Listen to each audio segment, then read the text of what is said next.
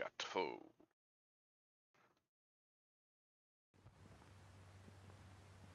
Gashoon.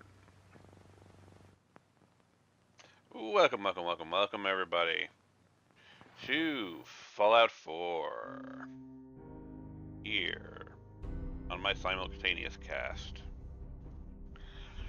I really should look into seeing if I can get Restream to also broadcast to Rumble, because honestly, I just prefer Rumble. Honestly, that's really all it is. I just prefer Rumble. Like, I'm actually monetized on Rumble. Hard as that might be to believe. Because, yeah, I am not monetized on YouTube. I was, before a certain incident happened with a certain popular YouTuber, which completely restructured the entire YouTube system.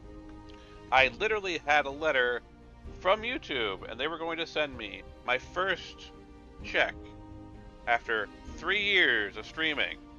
I was going to get my first payout from YouTube, and then he happened, and they completely restructured it, and all of us small um, content creators basically were told, yeah, you no longer qualify. And so despite the fact that I was going to get my first payout in my life from YouTube, I no longer qualified.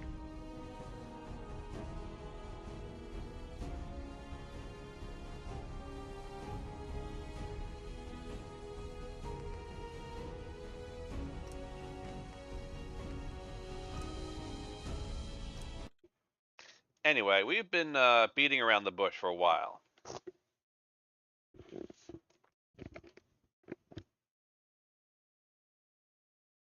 So let's stop beating around the bush and get into arcJet systems. Testing. Testing. My headset made a weird noise. Now, before we do anything,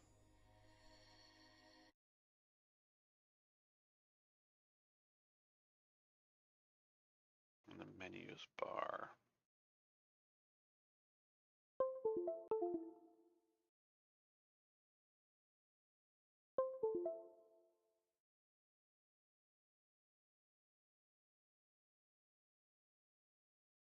chat.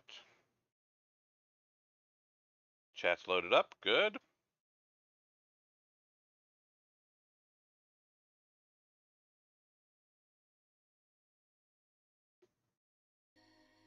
So, I, I've I've talked about this before.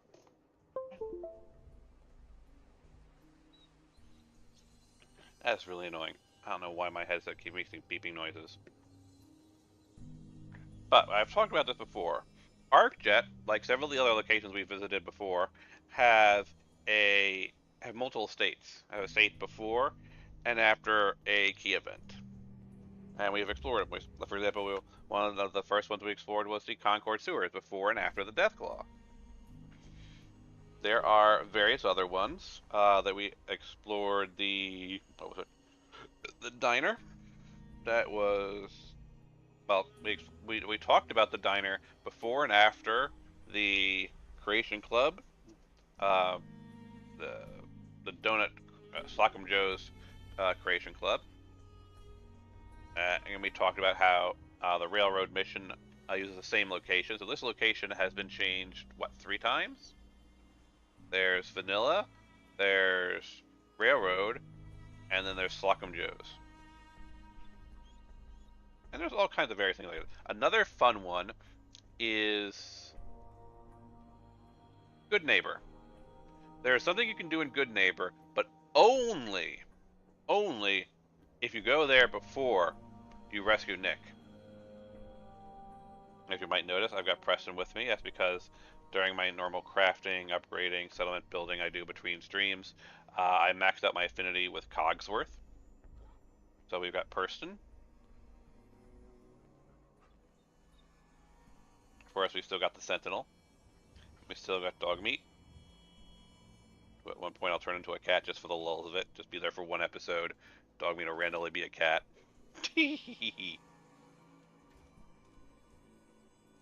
Anyway, on to arcJet systems.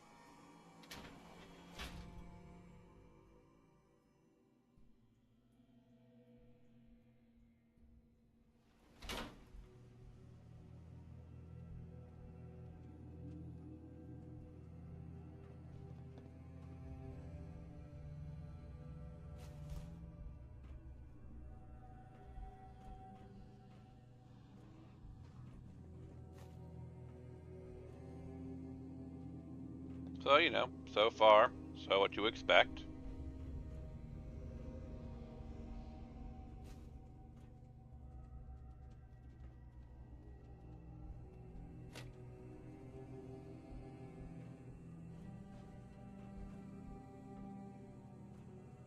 There's a door you would normally go through, but look at that!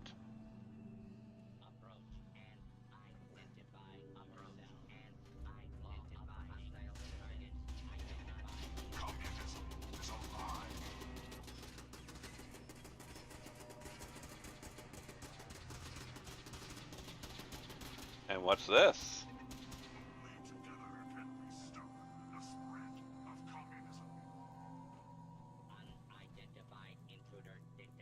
Normally you can't come up here, can you? That door's open. This route is broken up. We go through here. Swing around.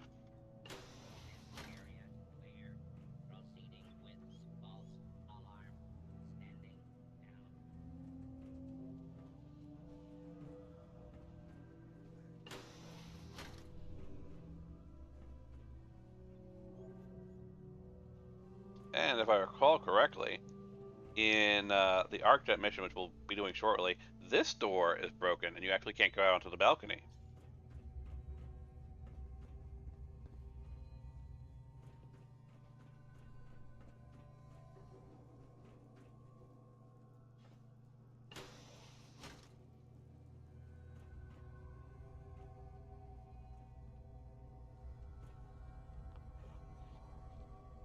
Please wash your hands.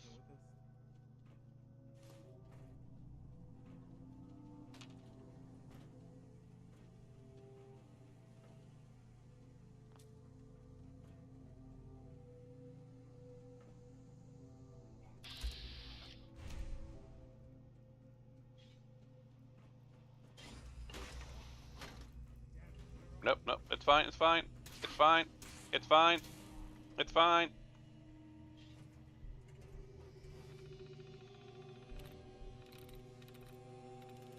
Got it.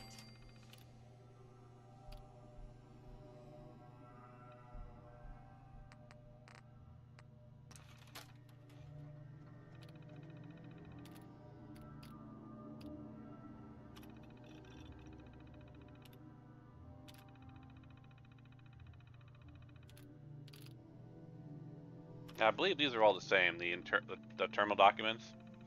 Installed new terminal in Reinhardt's office. He's demanding some serious security on it now that they've got the Mars shot contract. I'm not sure if he's being paranoid or if he's got a real reason to worry.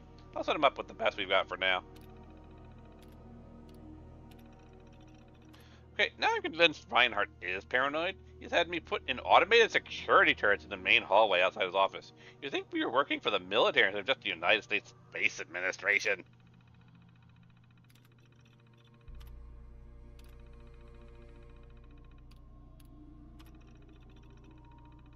God, McLean, constantly bugging me as the main room keeps running out of space. I've ordered more storage from our supplier, but we're rapidly running out of room down here for any more consoles. Might have to talk to Reinhardt into letting us spill over into the offices section. Shouldn't be too much of a problem. Brent came down here, had me pull all the videos of Alien Slacker from the mainframe from last month. Actually, he wanted me to just make him back us, but he grunted like he always does at the main of the originals. I have no idea what he's doing with them. I don't want to know. As long as I keep getting a paycheck, I could care less.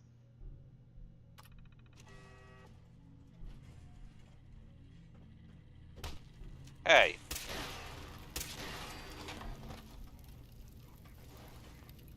Don't punch my dog.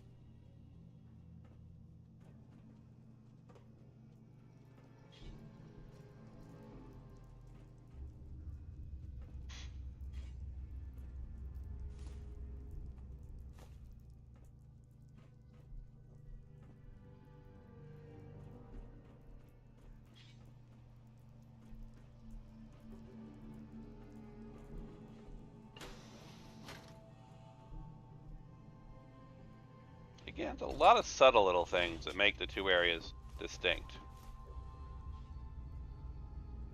You're not really missing out on anything. You miss a little bit of junk here and there. If you go only afterwards, it's not a major miss. Like, for example, there is something, as I alluded to before, that you can only get with Good Neighbor Before Nick.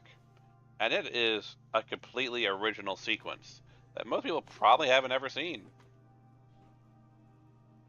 So that's why I always try to make it a point of going to Good Neighbor before I rescue good old Nicky.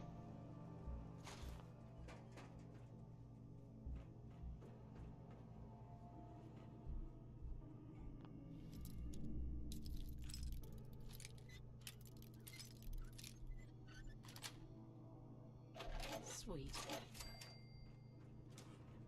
And before you're asking, I do not believe it is possible to actually get to the rocket in this segment.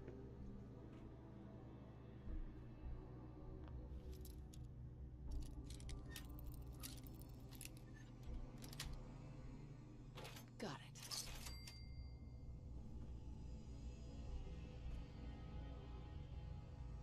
Hell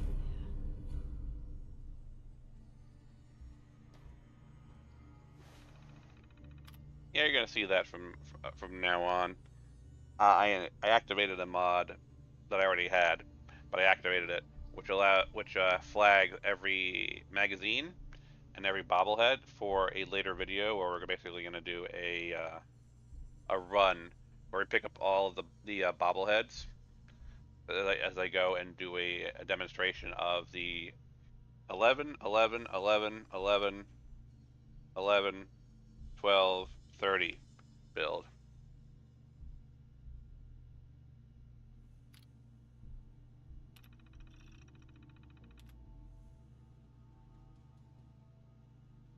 After I need a different voice. I've been using the same voice for too many of these.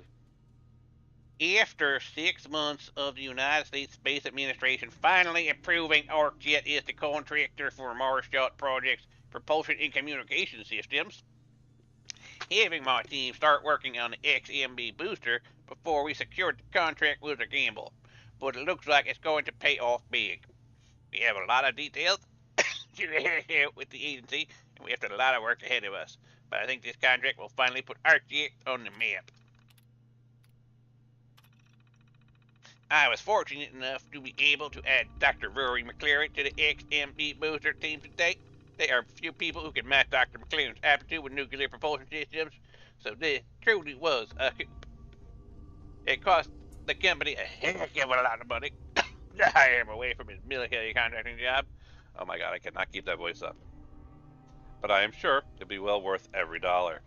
We've promised the USSA that the booster will be ready for at least a year before the July 2078 launch date. With Dr. McLean at the helm, we should be able to meet the deadline with time to spare. Alright, a little bit of fun lore that I'm not sure a lot of people are aware of. So, USSA, that's the official name of the country in the Fallout universe. It's not just the United States of America. I think it's something like the United States Sovereign Alliance or something like that. There's various little things throughout the game that kind of hint that. Oh no, that's different from that. That is referring to the United States Space Alliance. So that is their version of NASA, the National Aeronautics Space Administration. The USSA is the United States Space Administration. Um, there's other little fun little bits of lore that not everyone's aware of on the top of their heads. Like, for example, technically the USA owns Canada and Mexico. They were annexed. So basically all of North America is just the USA. Um, they're not really states. They're commonwealths. That's why it's the Commonwealth Institute of Technology instead of the MIT, the Massachusetts Institute of Technology. There's various little things here and there that make the world a slightly bit off from the world we know.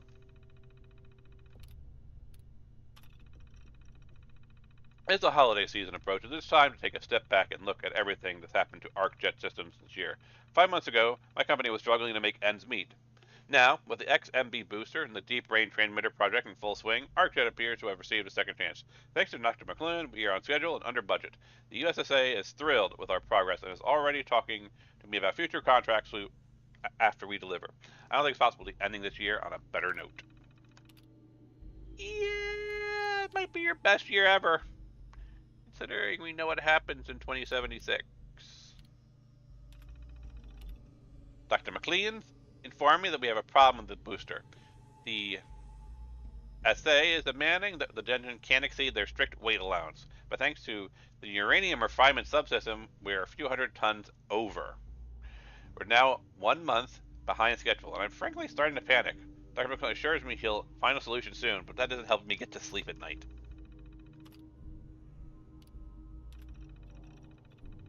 The USSA has started their public relations campaign for the Mars Shot project, and arcJet System is finding itself caught right in the middle. In the last week, I fielded 15 separate interviews from everyone asking the same questions over and over again.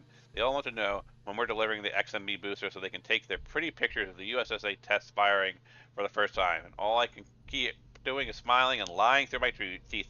The XMB will be delivered when it's ready. Hope Dr. McClellan solves our weight problem soon, or we're never going to get a contract from the USSA ever again.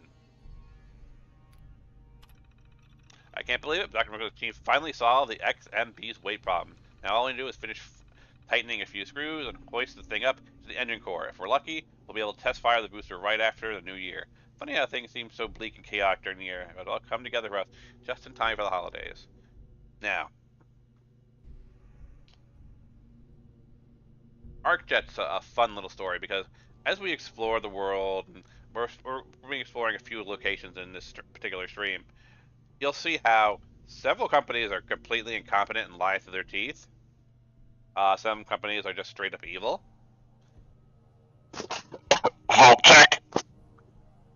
And some are just actual honest companies and do good work. And some people are mixed between the two.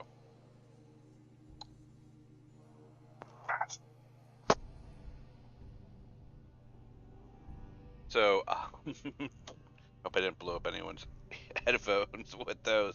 But yeah, off the top of my head, I can name one for each of those companies. Obviously, I've hinted at two of them, but one that just lies straight through their teeth is when you have to do the hallucinogen quests.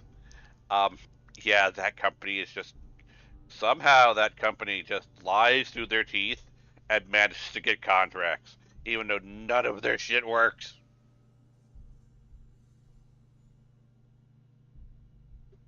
Like their non-lethal pacification gas is literally lethal. Well, no, they don't call it lethal. They say it's a pacification system, and I suppose if you're dead, you are pacified. Though I'm not sure deploying a lethal pacification system on your home territory really looks good for optics. Like, oh yeah, these people are protesting, the use of nuclear energy. Well, they're all dead now. They're pacified. They can't protest anymore. That looks great.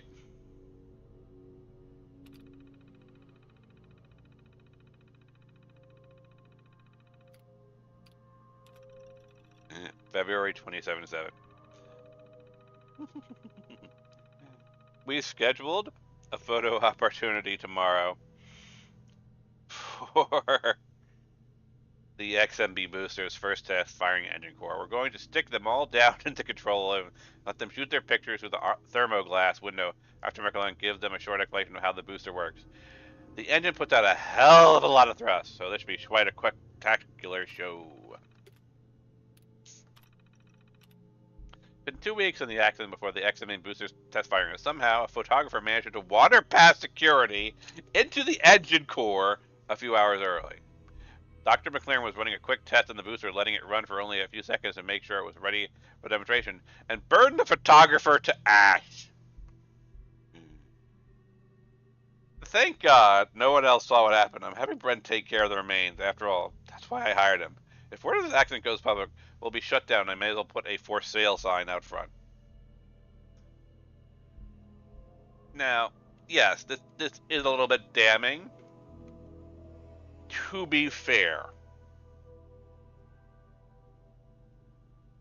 they have a security system to keep these guys from wandering into the active reactor zone, and somehow this reporter managed to get past security and then get himself incinerated underneath a giant booster rocket. Like, I'm not sure what the guy was actively thinking would happen of getting an up close picture of the underside of a rocket thruster.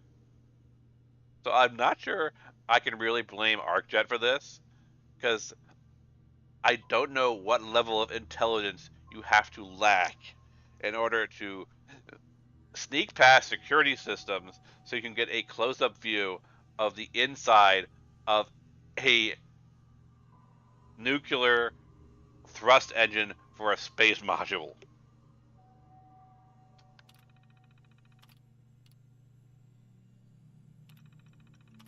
All the unrest overseas is making the USSA nervous about proceeding with the Mars Shot project. They're telling me they have to delay a year more, depending on what happens. If that's true, we'll just have to make do with the proceeds from the Deep Range Transmitters contract, which we've already completed. I'm trying to keep everyone's spirit up around here, but it's getting harder and harder with the world falling apart around us. Hopefully our government will work things out and we can all get back to work. Yeah, it's not gonna happen. It's not gonna be working it out.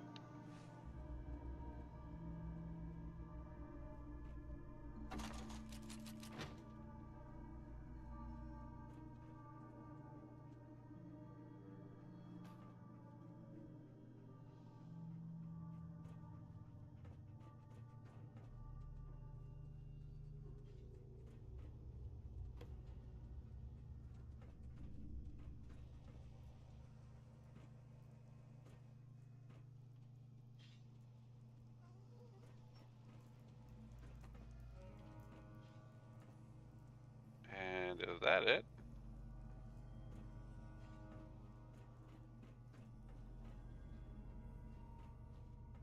Yeah,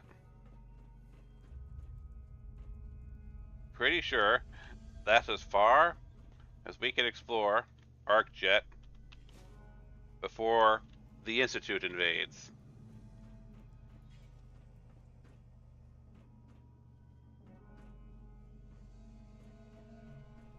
So then,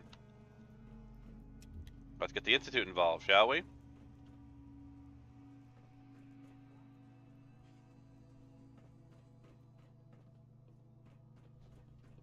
Ah, yes, that's why.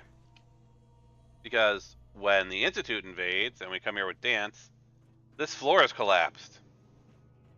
I know because I've often jumped over the gap to come over to this out of order elevator just for the lulls.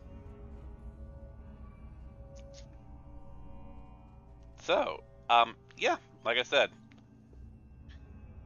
it's completely well, I wouldn't say it's a completely different map. It's a significantly different map. It's definitely a unexpectedly different map. Obviously, that's not completely different. It's a shortened map, but yeah. What say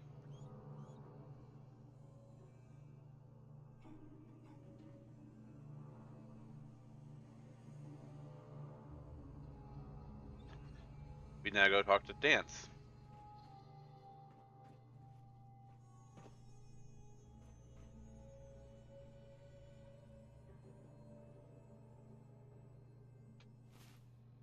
I need, where is it? That one, the military frequency. Yeah, I love that. It's like listen to military frequency. Yeah, I can't even listen to it.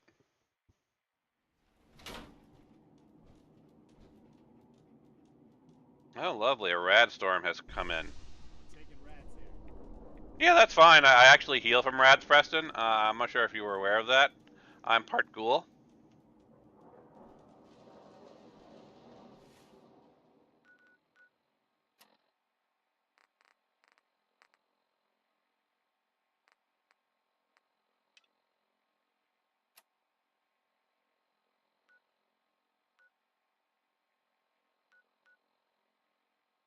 just throw my marker somewhere in that random area.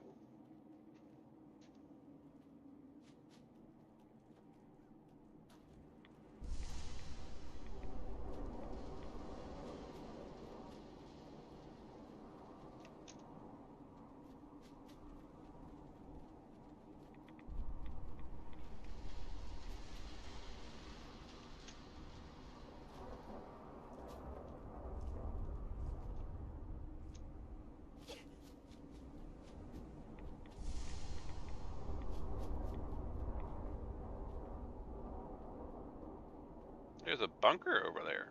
Why don't I go explore that bunker?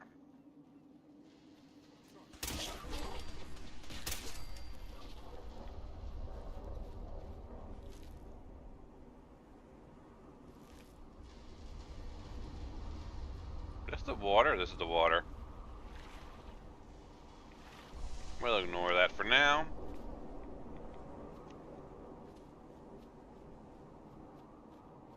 Or I might not be able to. I might have to swim across.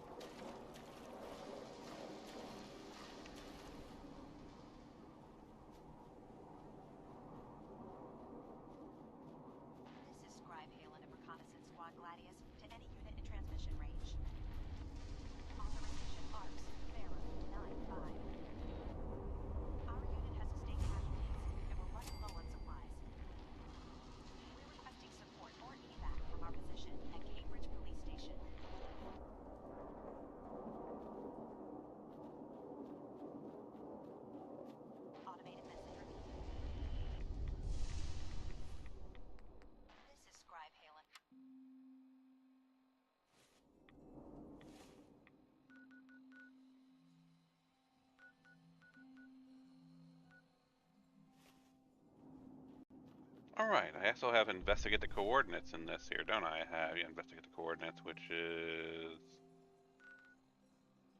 Which one?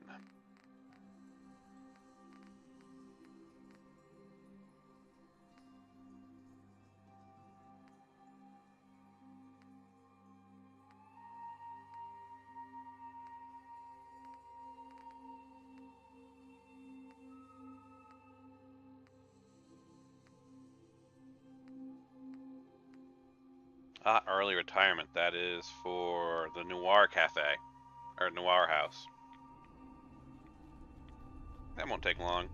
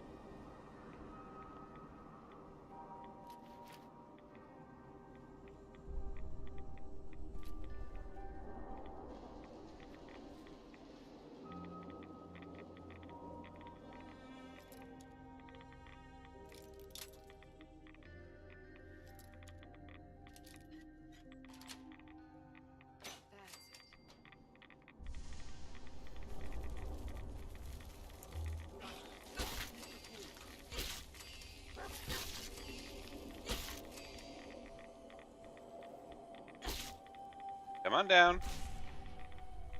Alright, fine. I shall collect your Mirelurk meat instead. Again, as you can see, I'm not too worried about the radiation here. Because if we've established, as long as I don't die of the radiation, which I still isn't something I haven't perfected that mod setting it. Technically, I'm pretty close, as we saw in my test. Like, I can hit 990, but the problem is, while I get a huge radiation resistance boost, it's not enough to prevent all radiation, so I'm probably just going to have to kick it up even higher.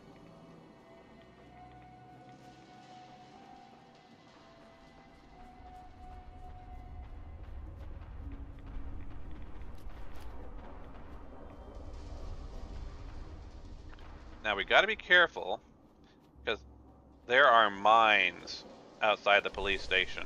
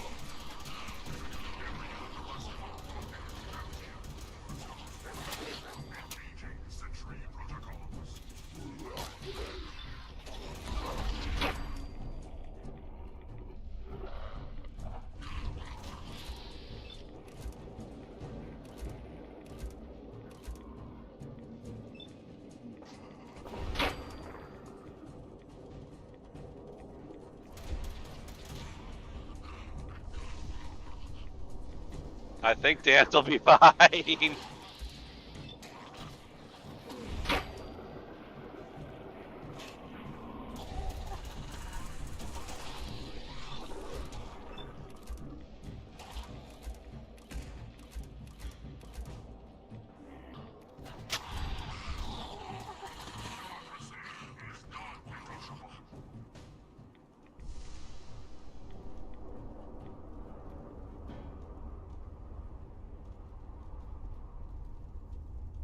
So what do you think? Do you think that counts as a cystic paladin death?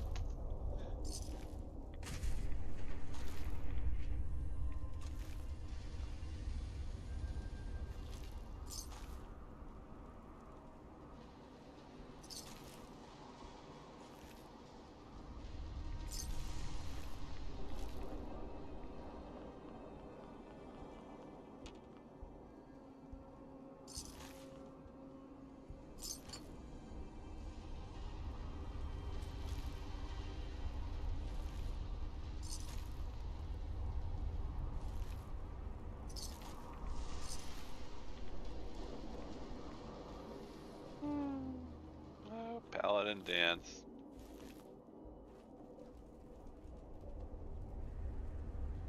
All right.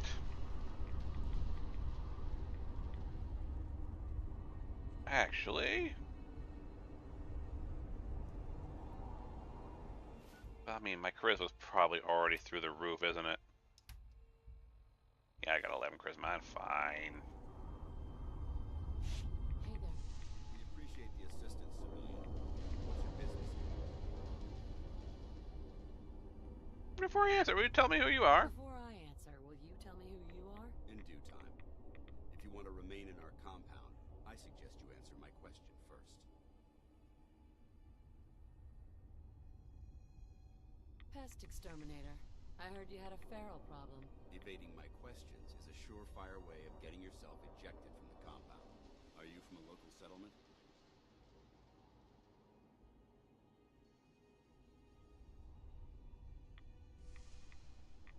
Do all these questions really matter? After all, I helped you fight those ferals. You make a fair point. If I appear suspicious, it's because our mission... From the moment we arrived in the Commonwealth, we've been constantly under fire. If you want to continue pitching in, we could use an extra gun on our side. I mean, honestly, I really don't need cat, but I love the speech options because they give me speech experience. That all depends. How much are you paying? It's always about the money with you, isn't it? So you're a mercenary. Typical. Fine. You help us, and I'll see you're compensated for your services. I'm Paladin Dance, Brotherhood of Steel. Over there is Scribe Halen and Knight Reese. We're on recon duty, but I'm down a man and our supplies are running low. I've been trying to send a distress call to my superiors, but the signal's too weak to reach them. Sir, if I may, Proceed, Halen. I've modified the radio tower on the roof of the police station, but I'm afraid it just isn't enough. What we need is something that will boost the signal. Our target is arcJet systems, and it contains the technology we need. The deep-range transmitter. We infiltrate the facility, secure the transmitter, and bring it back here. So what do you say? You willing to lend the Brotherhood of Steel a hand? Who are the Brotherhood of Steel? Our order seeks to understand the nature of technology, its power, its meaning to us as humans, and we fight to secure that power from those who would abuse it.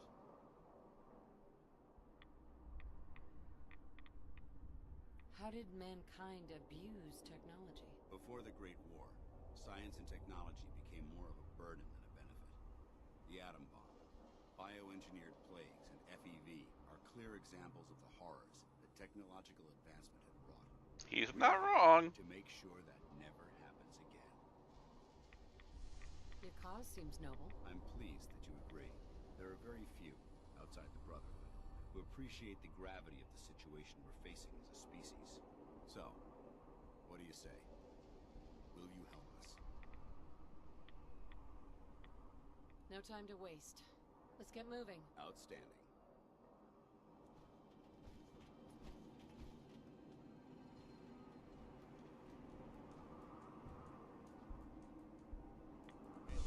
Take Reese inside and bind his wounds. Yes, sir. Reese, once you're on your feet, I want you to make certain the perimeter is secure. It's time to move. Head into the police station and the supply facility. Let me know when you're ready. Let's move out. All right, big guy. Let's go. Now, there are a few things to do in this local area, but since our main focus is I want to show you the difference between the arcJets, let's just speak to Paladin Dance. Once we finish arcJet, we'll come back here and we'll do the stuff in the local area of College Square. Anything useful?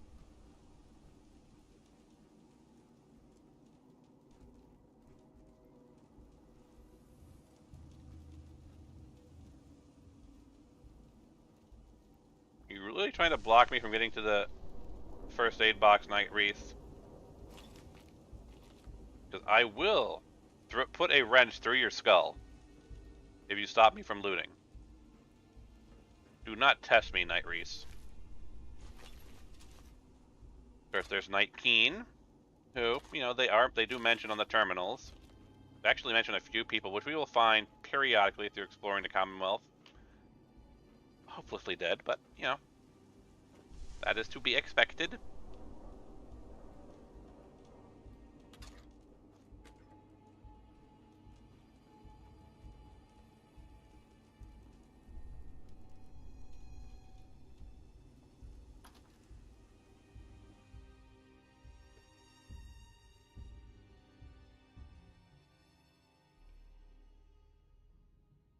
Gonna patch me up or what? I don't know. Your prognosis looks pretty grim. Might be more humane to just take you out back and shoot you. I completely agree. Just shoot him. Just quit squirming so I Here, can I'll get do it for you. bandages on.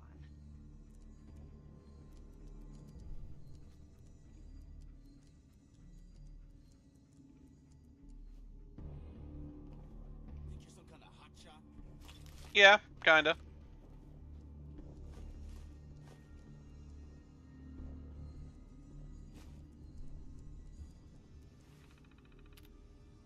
Recon Squad, Gladius's orders. Proceed to the area designated as the Commonwealth to perform a standard long-range recon operation. Report any unusual activity using standard long-range communications to Scabbard. Extraction time undetermined. Dance's personal logs, which he will just let me read for some reason. After several months, my squad has crossed the border and entered the Commonwealth. We have chosen to immediately search the Boston region with the intention of finding a secure building to use as our recon headquarters. Soon after, my squad was ambushed by raiders. Night Keen's power armor was destroyed, and we lost some of our supplies. Fortunately, we were able to repel the attack and continue our mission. We discovered a secure building in Cambridge. It appears to be a former police station. We were able to clear the building and recover a good deal of supplies and ammunition from pre-war caches inside. According to Scribe Halen, this location is structurally sound and highly defensible. I've decided to establish our headquarters here for the time being.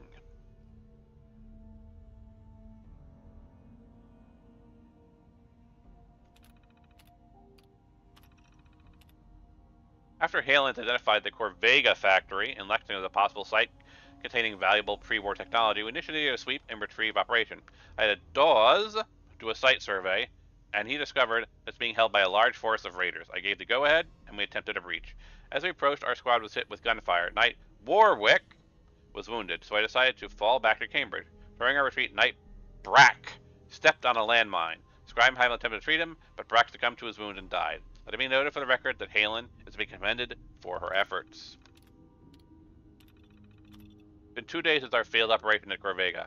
I'm sad to report that Knight Warwick has died. His gunshot wounds has left him paralyzed, internally bleeding. Scribe Halen informed me that he was suffering and had less than 5% chance of recovery. I authorized her to inject him with an overdose of painkillers to put him to rest. I would once again like to commend Scribe Haaland for her efforts in keeping Warwick alive and for following my final orders without question. We sustained another casualty today at grid reference A113. This area contains the ruins of the Boston International Airport and Fort Strong. The airport was almost completely abandoned, but Fort Strong turned out to be infested by super mutants. We were hoping to resupply at the armory there, but Knight Sergeant Dawes is killed. This is the second location I've had to order a retreat from since we arrived, and the third member of my team to die. I recommend a complete bombardment of the location in the future. We'll explore Boston and Fort Strong in the future as well. They don't change too much between before and after the Brotherhood, but we might as well look at them. Scribe Haaland has been picking up unusual energy readings on her instruments. She claims that they are on extreme high-band spectrum frequency, which makes it highly likely to be pre-war in origin. The reading is also highly sporadic, only appearing for very short amounts of time and in very specific locations. The decay on these signals is severe, but they seem to disappear off of Haaland's instruments after several hours. We don't have the equipment necessary to track these readings, so we're attempting to use a triangulation to discover their point of origin. Can you guys guess what that is a reference to? We've been intending to contact Scabbard with the energy readings Haaland's collected, but the PlayStation's high-gain antenna was damaged by a super mutant rocket attack, and we can't transmit the data. Haaland's hoping to repair the antenna, but he's uncertain that we have the parts needed at this time. And here's the team. Dawes, deceased. Reyes, status, active. Keen, deceased. Brack, deceased. Warwick, deceased. Scribe Haaland, active.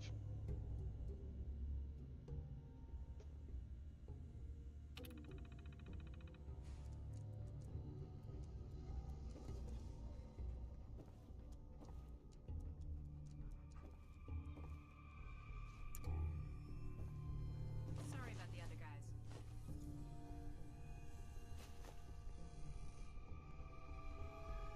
And why are you cutting me so much slack? Why are you cutting me so much slack? I joined the Brotherhood not too long ago. I used to be like you. Wandering alone. So I know what it feels like when every single person you bump into sticks a gun in your face. Look, it may not seem like it, but Danse is a good man. He's just all soldier. Protocol is his bread and butter. And Reese? Well, let's just say he's as hard-headed as a Mr. Gutsy. But you know what? I trust both of them with my life. Because they're good people. And that's hard to come by nowadays. I really should just remove the physics mod. Not giving me the results I want.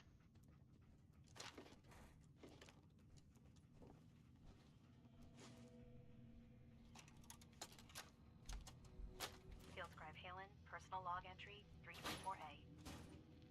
I'm starting to wonder if joining the Brotherhood of Steel was a good choice. I originally signed up seeking protection and comradeship, but I'm worried that I've traded away a bit of my humanity in the process.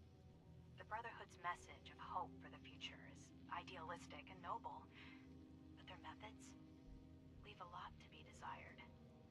The leadership seems especially misguided. Instead of diplomacy, they wield violent confrontation to exert control. Despite all that, I've been successfully avoiding the fighting by following the career path of a field scribe. I suppose only time will tell how long I can stand the sight of spilled blood over my own moral fiber.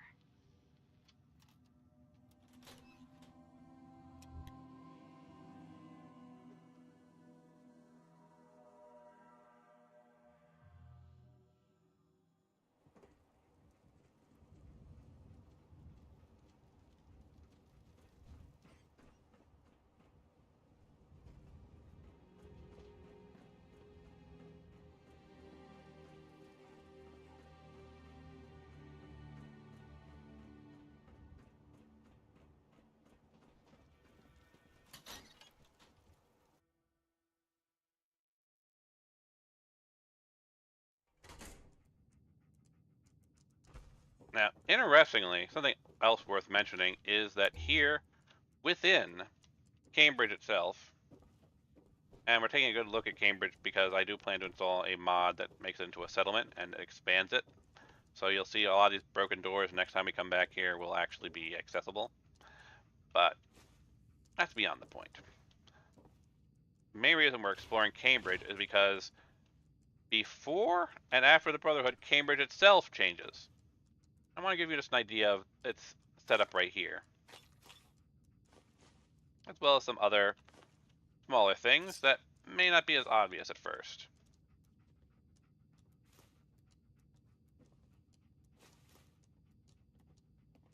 Of course, there's the distress pulsar. So anytime you have to find downed Brotherhood, which you have to find in a few different cases, especially like when we got the Sentinel, there was a distress pulsar. Well, these things are actually connected to actual physical signals. So we have the military AF sequencing, right?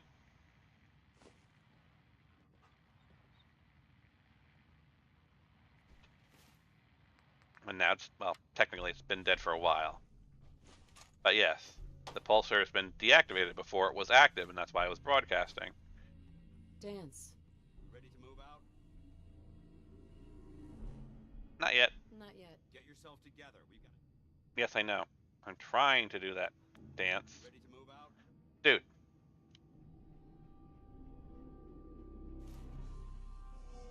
Dude. Not yet. Get yourself together. We've got a Leave me alone, dance.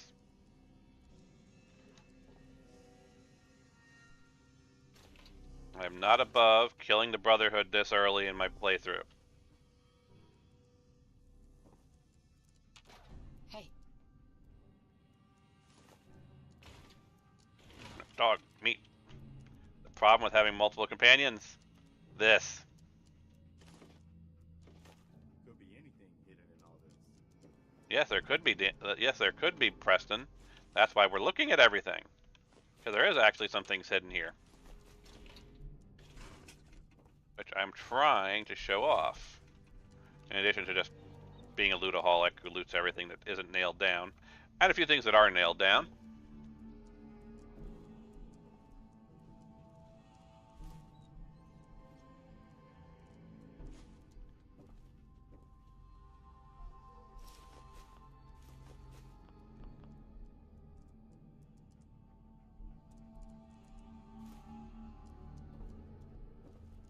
And here we go.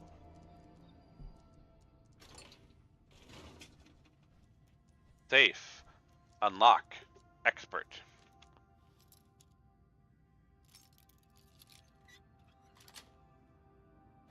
Yes. Notice anything missing here? That's right, the skill book that's in here only shows up after the Brotherhood have entered the Commonwealth. For whatever reason, they're the ones who put it in the safe.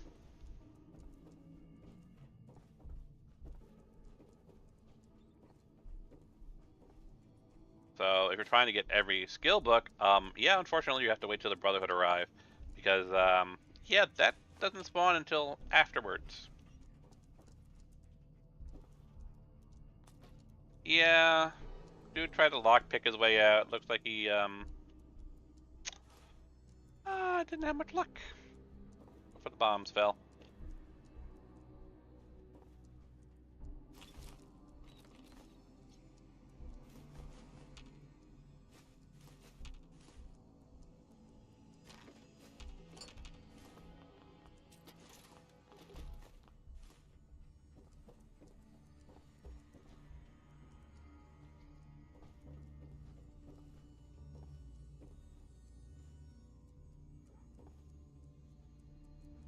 Person.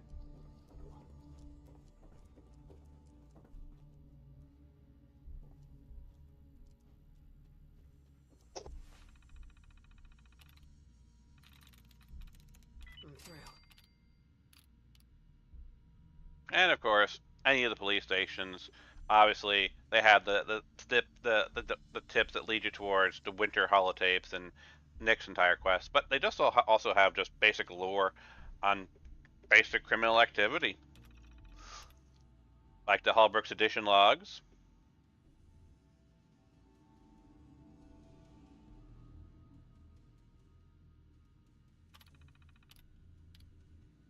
Adam's public intoxication logs. And usually when you read these things like this, they're basically describing the random loot you'll find in that particular area. So like if we look at the land, we'd probably find a set of clothes, we might find a couple of bottles, so on and so forth.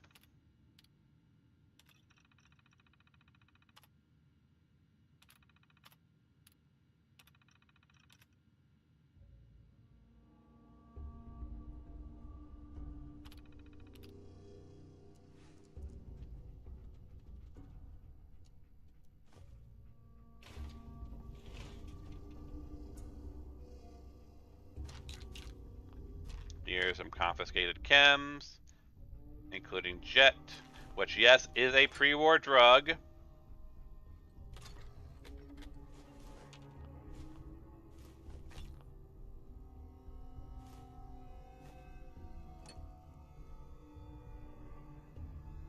Even the guy in Fallout 2 friggin' admits it.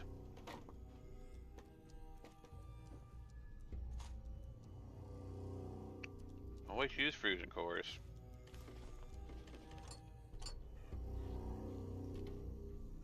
I should make ingestible detergent as a mod. See, there's some clothes, there's some Jet. See, I never got this. People made this huge stink about the Jet in the drug vault, but they don't make any contact that there's Jet here inside the police station. No, they just have a particular issue with that one vault.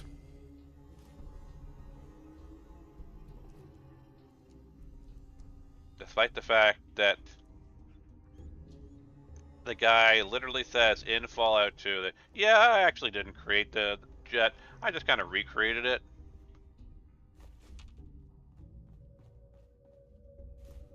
And you call him on his BS. I guess not many players of Fallout 2 had high intelligence.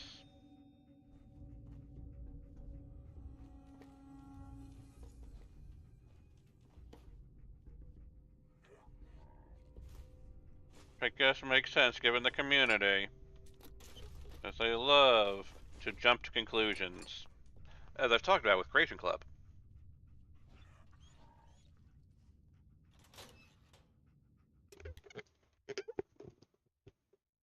And patches.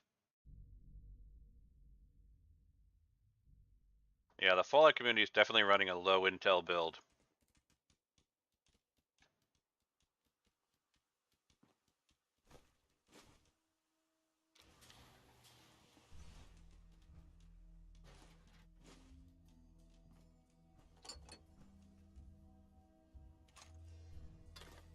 I feel we need to change the model on the 5mm because it always looks weird. It's like someone shrunk down the ammo crates.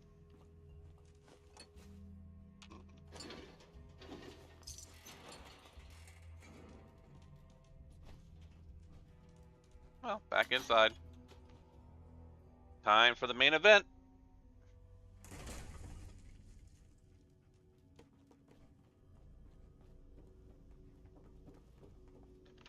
I am now ready.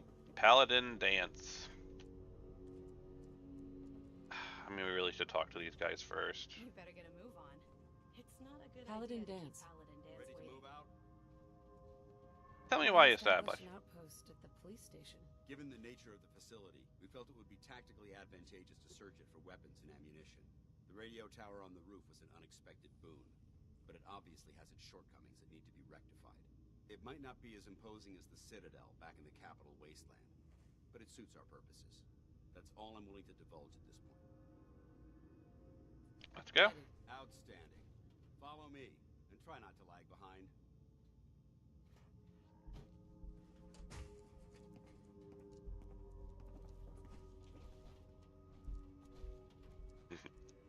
Press is just drinking with the asshole.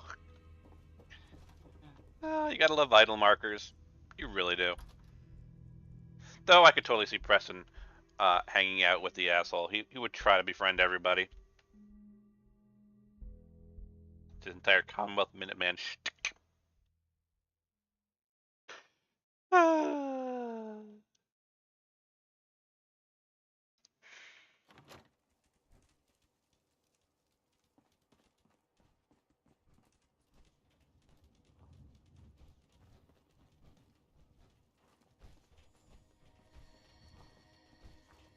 We'll take this alley. Follow me.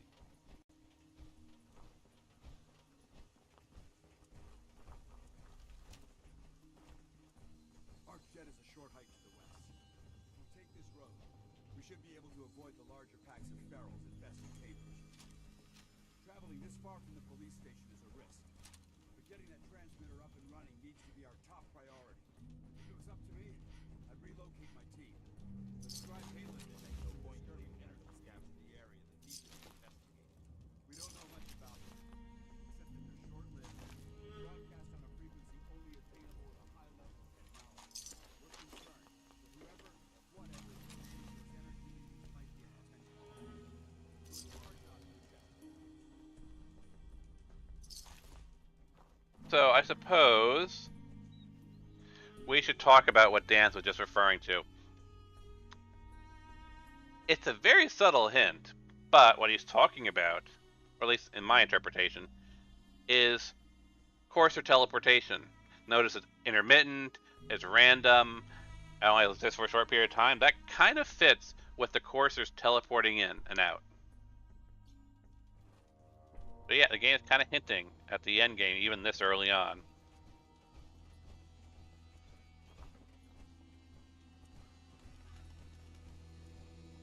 Now, how much further do we have to go before they spawn in?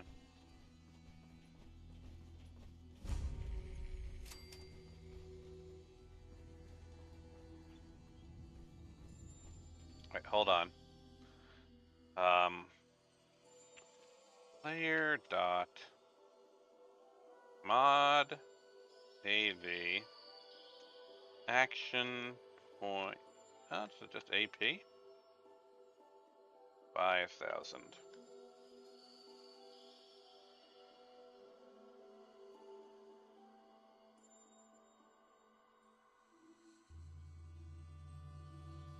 You may be wondering why I'm doing that. Because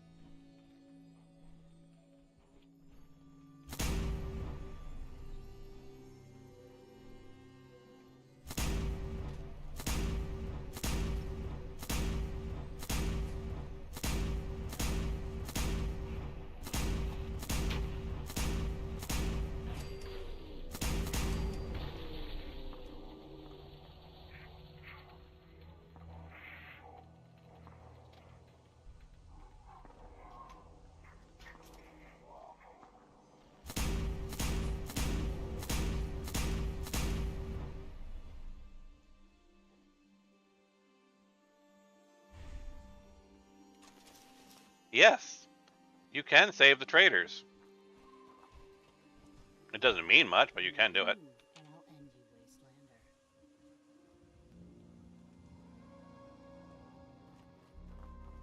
The only way you get old in this job is assume everyone's out to kill you. The guards survived, but the Caravaneer didn't, did they? Raider Psycho, Raider Scaver, Merchant. Let's give that another shot.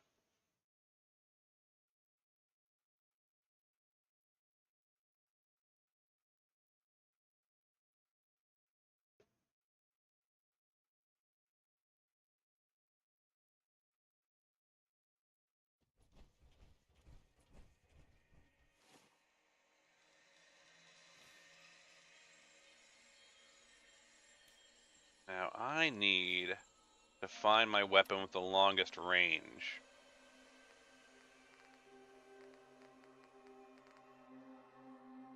$233.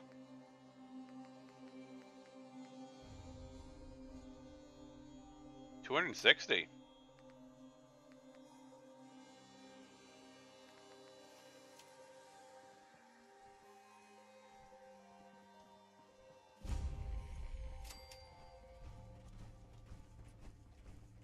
There it is.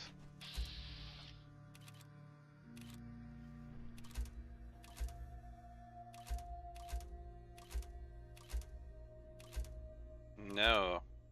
The caravaner, the merchant spawn is dead. That's a bummer.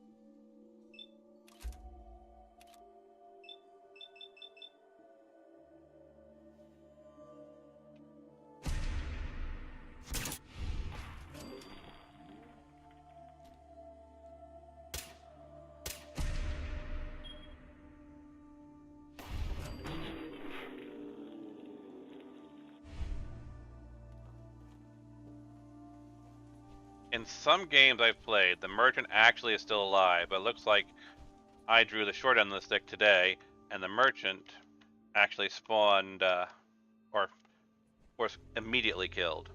But they do spawn alive. Stick to the roads, and you got a better chance of surviving. So yeah, if you're actually that good, it is possible.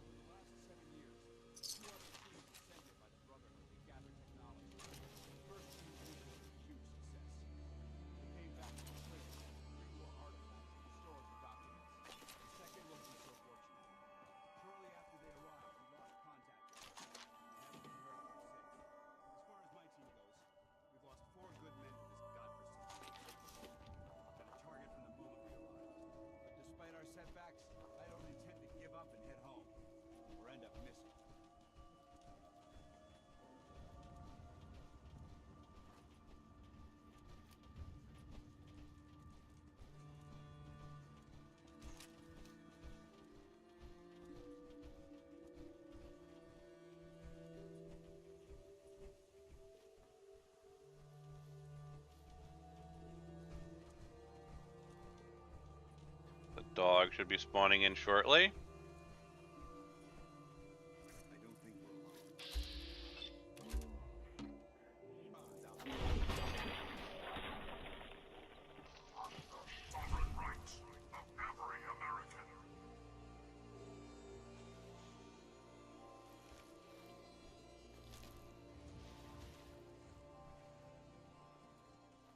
Alright, Sentinel. Sentinel. Let's dance. Sentinel?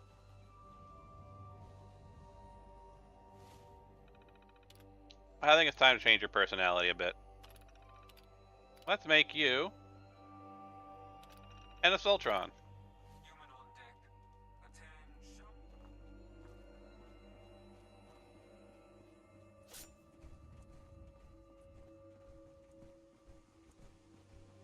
Where are you? Yep, there they are.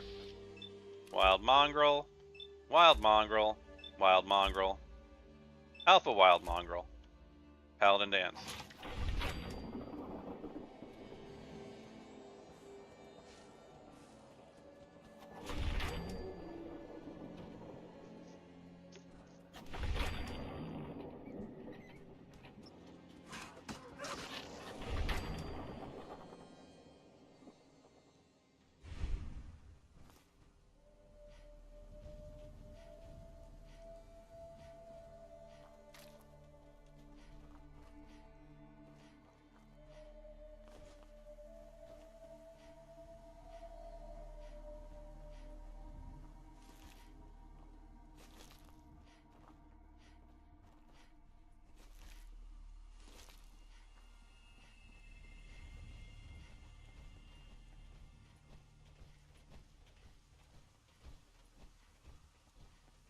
Pick up the pace dance.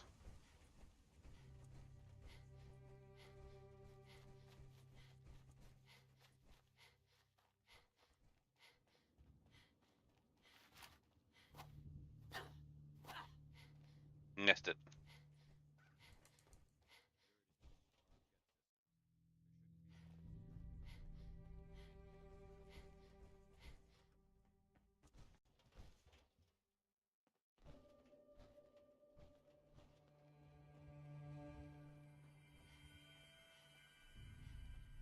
Dance.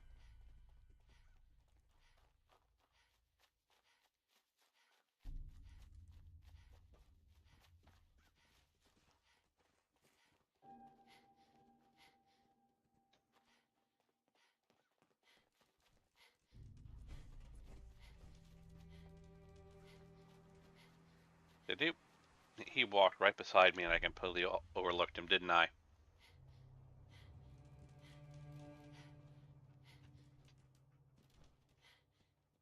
Paladin Dance. Listen up. We do this clean and quiet. No heroics and by the book. Understood? This isn't my This first isn't my rodeo. first rodeo. I understand that. I'm simply offering valuable tactical advice. You'd do well to listen. Remember, our primary target is the deep-range transmitter. Stay focused and check your fire. I don't want to be hit by stray bullets. I mean, you probably will be if I'm using my explosive pistol, honestly. You'll probably be hit by the stray explosions.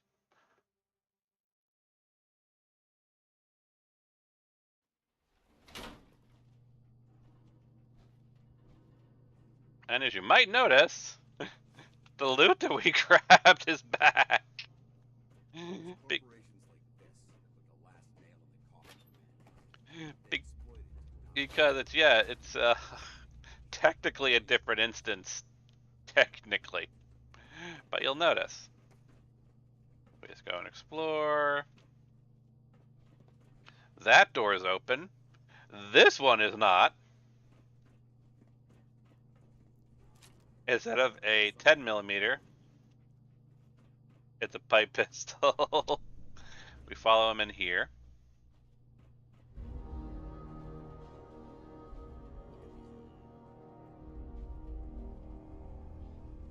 Dance. Look at these wrecks.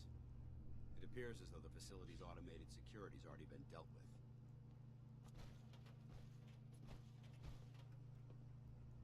Looks like we missed the party. You're making a foolishly hasty assessment. Look at the evidence. There isn't a single spent ammunition casing or drop of blood in sight. These robots were assaulted by Institute synths. That's the same as the robot, right? Synth. Isn't that the same as robot? They're an abuse of technology. Another created by contextual dialogue. We've talked about this a few times.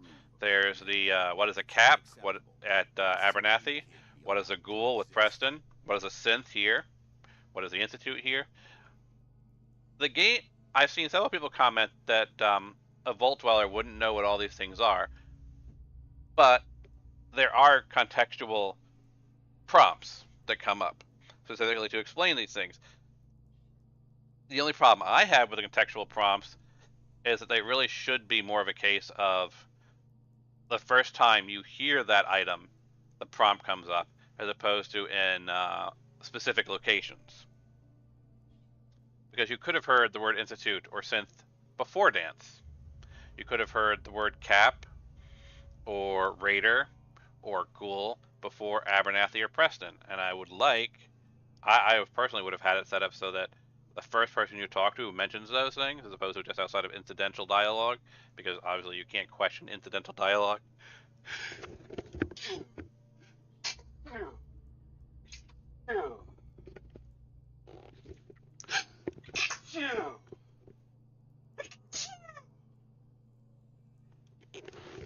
Jesus Christ. Incidental dialogue.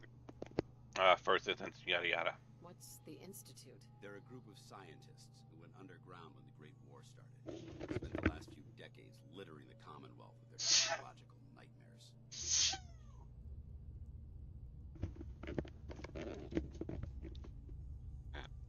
Oh my goodness. I'll be on the lookout. Roger that. Let's move out.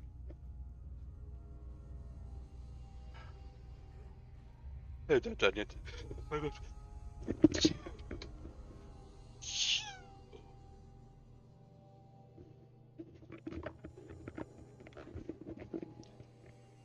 Jesus Christ. It's almost like someone's talking about me.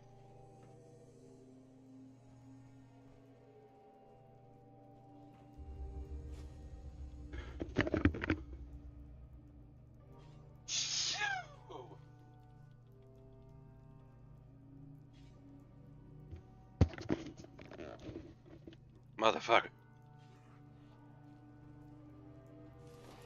This place is a mess. I still see a few pieces of salvage that my brother might be interested in. After we're done here, we'll have to mark this place for sweeping.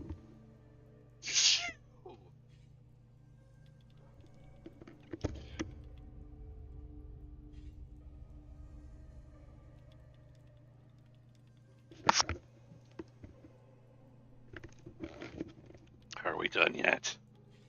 No,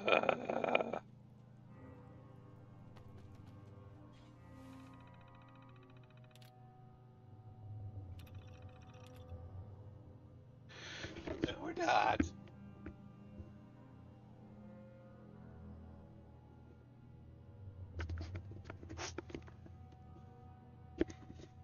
I'd like to have your team get together and implement a new security system for arcJet complex. This is our first contract for the USSA, and I don't intend to have any security slip-ups while we're working on the XMB booster engine. I want you to double the coverage 24 hours a day and install automated countermeasures inside the facility. I'd also like you to hire a consultant to figure out a better security password system for our terminals. The automated reset timer mailing out passwords is ridiculous. Yeah, that's kind of a security flaw, but to be fair, most companies are worse in the real world.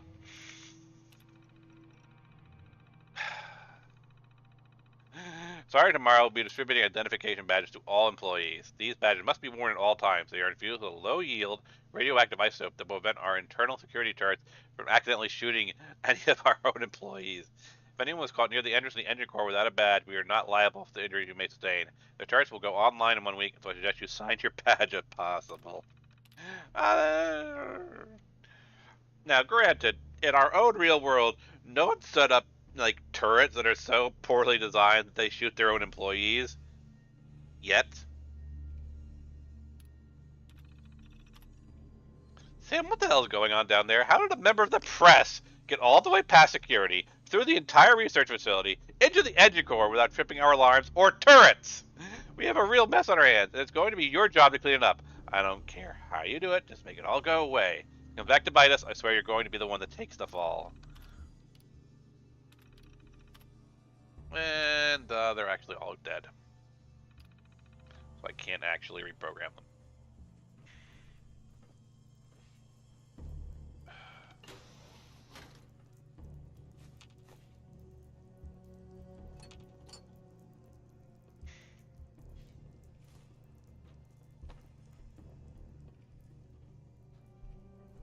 Next time we run into one of those rags, I have a fun story to tell you guys.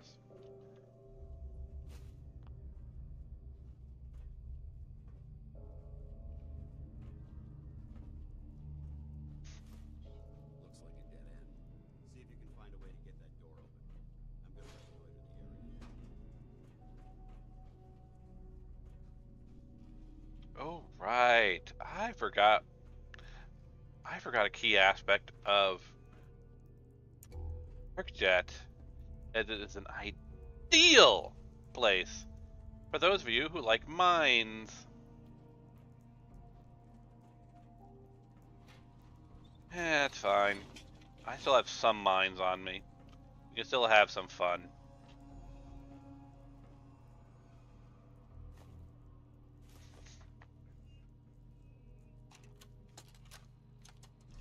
Why the heck are they making us record this? Oh crap, it's on, isn't it? This is Technician Rand, arcJet Propulsion Division. I'm here with Technician Janowski, work log A1190. Janowski and I have been working on the Mars Shot project for about 3 months now, and I think we have the thrust calculations worked out. Man, I wish I was headed up there with those guys. Be nice to get the hell away from our lousy planet. Hey, easy. If we don't record these logs properly, we're gonna get fired. The supervisor is already itching to get rid of us, especially since it's taking us longer than we promised. So what? We've been drafted anyway. We're shipping out in a few weeks, remember?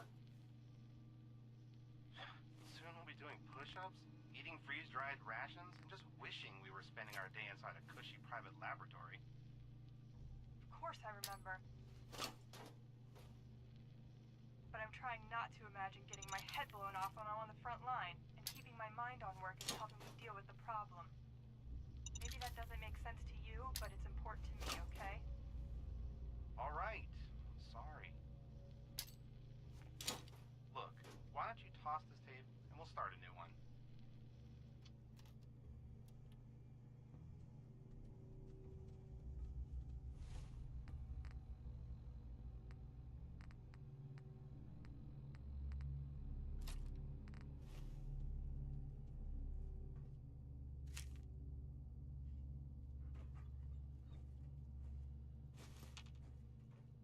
Now, of course, as the log previously mentioned, there is a timer reset on the passwords. So, if you lack the skills to unlock an advanced terminal, I did not get the Pip-Boy edition. I do have the Pip-Boy app, and I periodically enable it on my phone. I got the one with, I got the art book though, and I got the Primus Prodigy Guide. The art book is really fun. Right, so as I was saying, so if you can't get past an advanced terminal, and considering this is main quest related, the game has this amusing little lab analyst terminal. And if you go in here, automated password change. Because remember, this is your annual reminder that all terminal and mainframe passwords are to be changed on a monthly basis. Failure to do so will result in automated changes. The suspension of network privileges and/or discipline action. Please do your part in keeping arcJet security systems secure. So yeah, as I said in the other terminal, the passwords just reset automatically. And so if you can't get past an advanced terminal, you can just queue this up. It has not been changed in 3 months. For security purposes, your password will not be reset. Your password is now that. Please do not reply.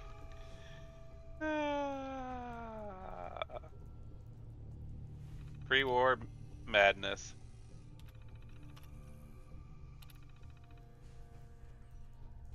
And if we go over here, arcJet lab password.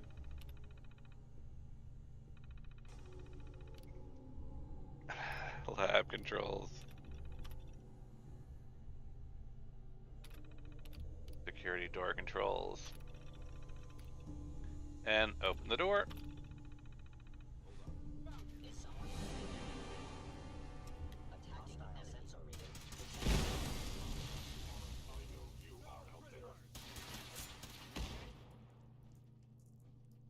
Was that a big enough explosion for you guys?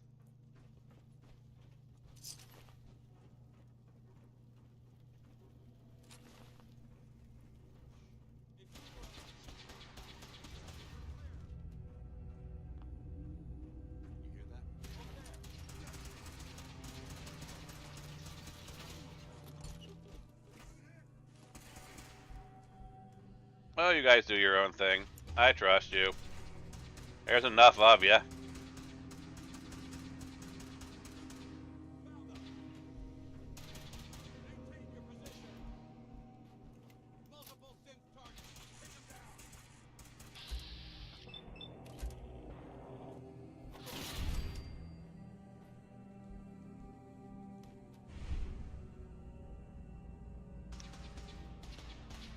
In theory, Diamond City has better security, considering they have the big gate, but considering they'll open the gate for anybody who says that they're a trader, I'm not sure it's technically true. Good Neighbor at least has Hancock, so if you prove to be an asshole, he'll shank your ass. So I'm not sure which is actually better security. At least I know that if I'm an asshole, a Good Neighbor, the friggin' mayor will shank me on the street in public. That's ignoring the fact that he owns triggermen who he could just send after me when I'm not on the street in the public.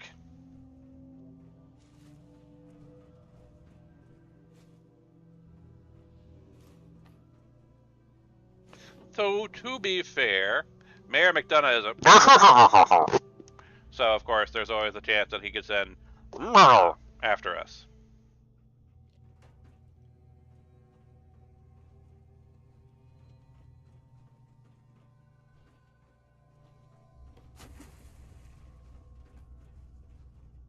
Now again, fun bits of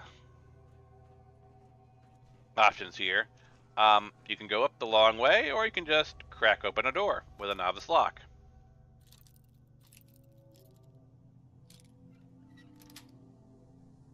Yes. Damn defense have compromised hostage facility. Oh, wait. Before I finish looting. Remain vigilant. We've got turrets ahead. Yes, I know we have turrets ahead, which is why...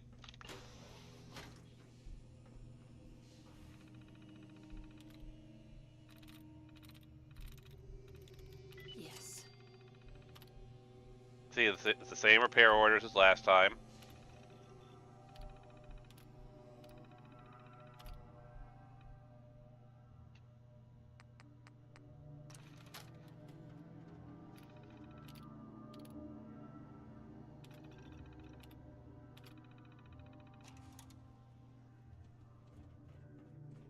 Now,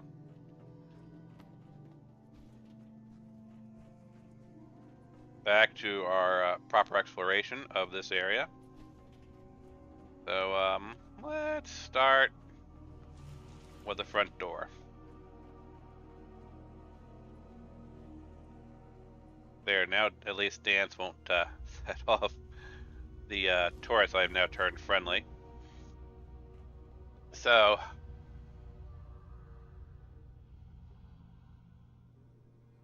yes, that's also true. There's Cleo with the laser eyes.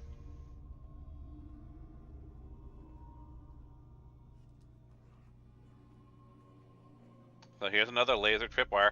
Oddly enough, it's flagged as owned, which means this is technically breaking and entering. We should have set off that Tesla arc.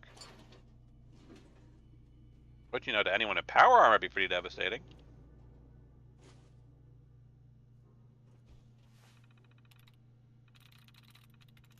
I'm in. And some more stuff on the XMB. Still trying to convince Dr. McLaren that switching from uranium to deuteronium will yield a much higher burn-to-thrust ratio. He's concerned that the deuteronium refinement will add a few months to the XMB booster schedule, but my gut says it's worth the risk. I know that Reinhardt has us all working 7 days a week on the project as it is, but I don't mind putting in the extra time if it means the booster's efficiency is improved. Now the question is... thermium. How would thermium have done? Because thermium is an actual thing. And it's actually a thing used in nuclear reactors nowadays. Basically, most nuclear reactors run off of plutonium, uranium. But there's this thing called thermium, which is safer, produces better energy results, but it's, you know, as you might expect, more expensive.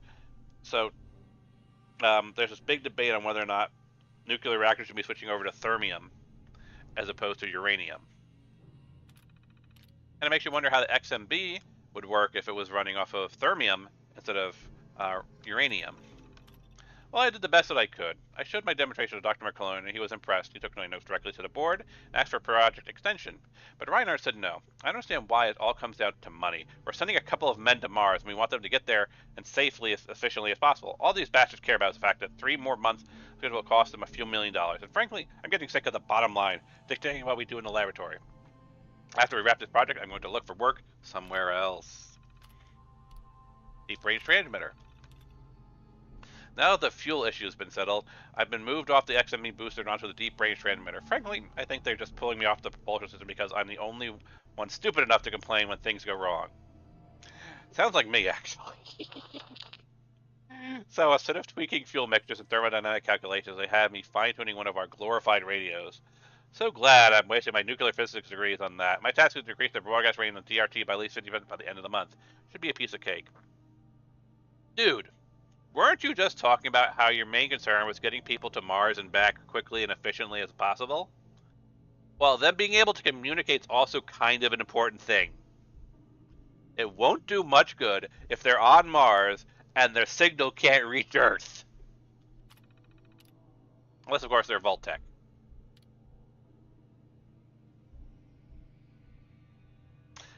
I don't know of a Kellogg's mod. Of course, you can always make a character that looks like Kellogg via various looks customization and then just console in his outfit. However, I have a mod which I've mentioned a couple of times, and I will be revisiting it by the time we get over there, called Legendary Kellogg, which, as the name might imply, makes Kellogg a legendary enemy, because here's the funny thing. Kellogg is technically weaker than a Courser, because Coursers level with you, and there's legendary enemies. Kellogg has a set level. Oh.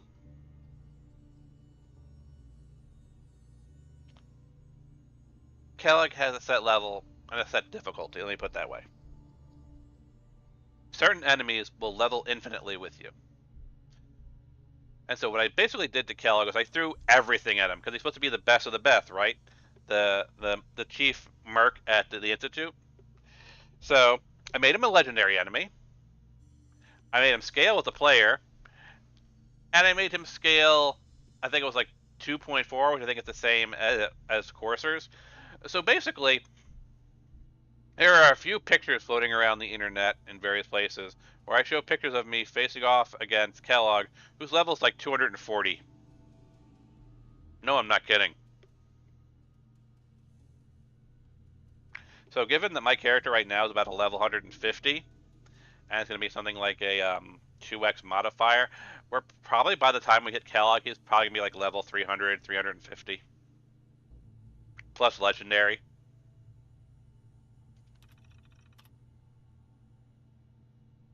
Only took me 3 weeks, but I had the DRT's broadcast radio boosted over 70%.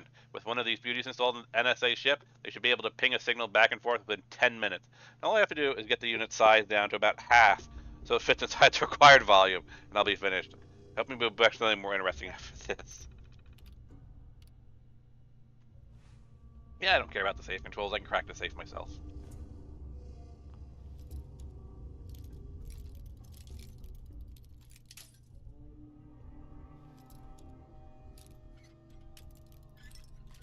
I also have a mod called Female Synths that I'll be revisiting and updating, and a mod called Power Armor Powered Up, which I'm currently working on revising, thanks to the wonderful work of the Robco Patcher. Thank you, Zizix, or how the hell you pronounce his username.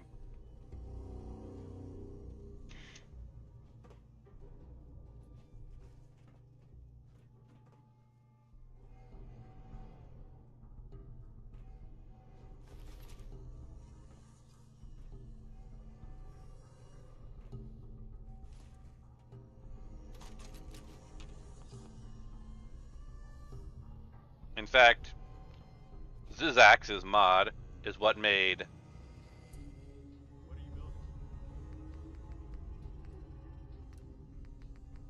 that possible.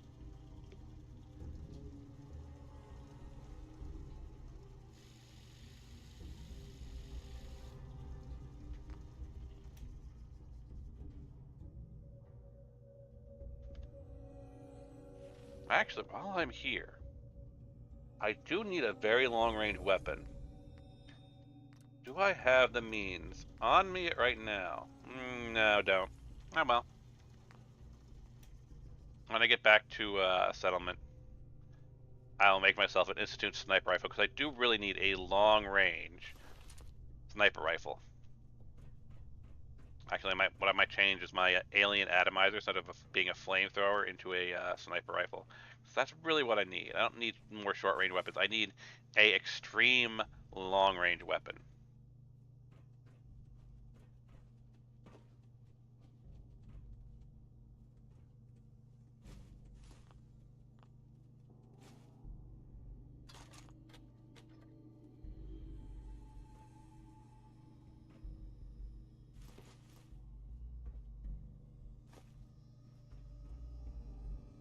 In fact, I'll probably also just ditch the Deathclaw Gauntlet, because what I really want, I already have like a good melee weapon. I might keep the Deathclaw Gauntlet. I still need something that can focus on my unarmed. What I might drop is the Disciple's Wrench. I really just need one melee weapon. I don't need two. And I want something that more focuses on my unarmed, so I can do my badass martial arts moves. That's really the Deathclaw Gauntlet. At some point, I will pick up a pair of boxing gloves, which I think will be the best weapon for me. And of course, we already talked about the Marshot project notes.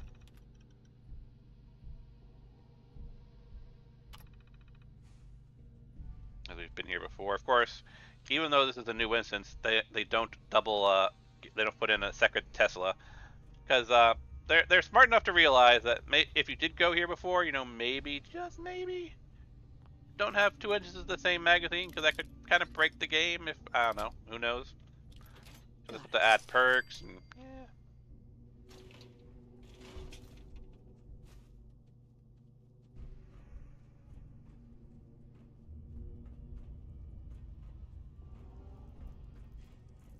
But as you can see, all the standardized loot is back here from when we were just here minutes ago. But some of the doors are now blocked. Some doors are now open. Like, for example, we still got this little thing down here, which I can then re-unlock. That was the first Fallout game I played. 3, actually. Nice.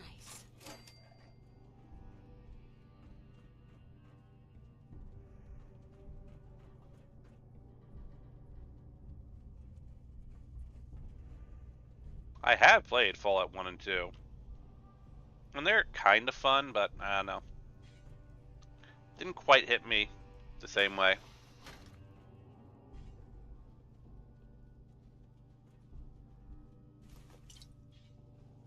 The big thing you will notice, if you spend any time on my channel, is I love to mod games. And, yeah, Fallout 1 and 2, not very moddable.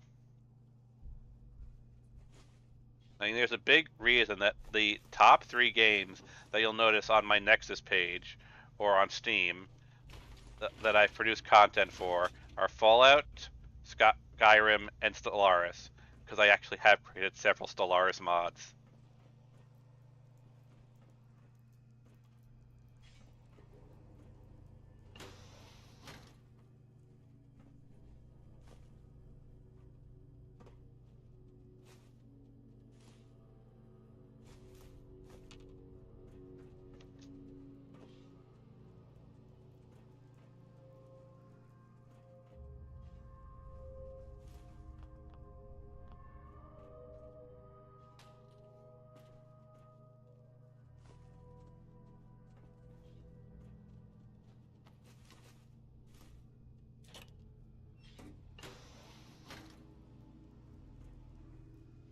Preston's bored of my looting.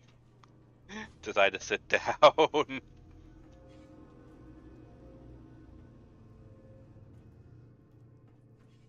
Now, as you can see here, there's a staircase that was broken that we came up with through. And of course, that led us directly into the turret room. That's how we came up originally. Here's the alternative door, which leads us into the, you know, little supply closet. And if we walk over here, there's the other overlook, which actually has loot in it, but you can't get to it unless you can find a way to parkour up top. And as you'll notice, here's the elevator. It's collapsed. You can actually go down there if you want. Or you can take the fallen floor.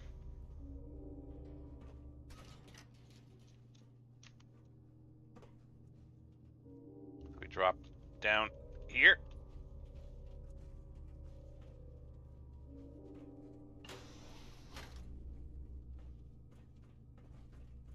Here's the floor that fell down.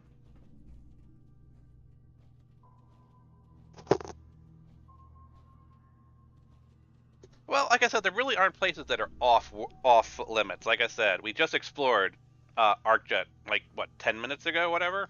20 minutes ago at this point, I think it is.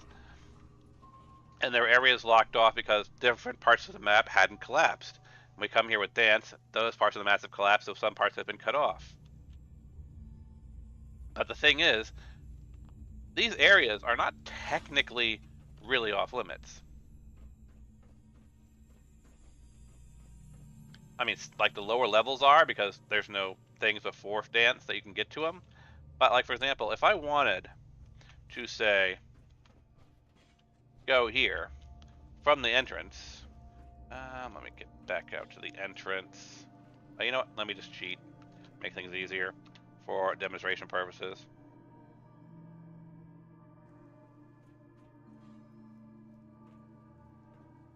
Maybe TCL through the right door.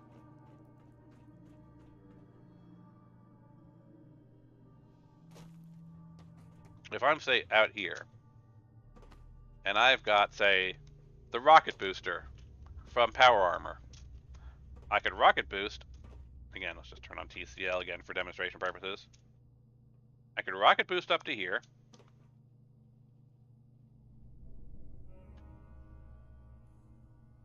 Go loot this thing. I mean, it's not much to loot. I can get to it. All you need is the rocket boost from Power Armor. And likewise, I could use the rocket booster. Get up here. I'm now up here, which was technically closed off, and so on and so forth.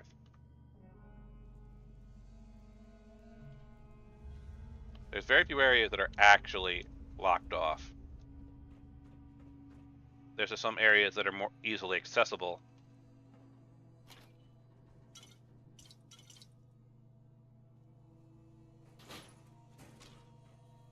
And that's kind of why I like to do these deep dives, because even though they take some time, there's a lot of stuff to explore.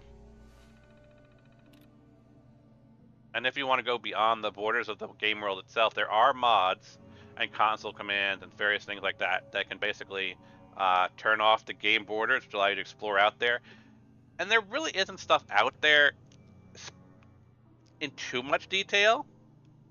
Because it is just there basically to have the proper rise, the world just doesn't drop off into infinity. However, there are various little bits and pieces out there of just randomly generated loot that mainly exist just for the visuals. Like, I remember there is a suit of power armor that you can't get. It's just standard power armor, nothing special about it. That is like hidden in Far Harbor, underwater, beyond the game's border. It's just there to help fill out the world, you know, show a crashed suit of a crashed plane and all that. And if you turn off the game board, you can grab it. It's not going to break the game or do anything weird. That exists. When we get to Far Harbor, there's going to be a lot of fun stuff to talk about there. Like, of course, the favorite thing I love to bring up about Far Harbor, the underwater graveyard. And I don't mean just a bunch of dead bodies, I mean tombstones. Got it.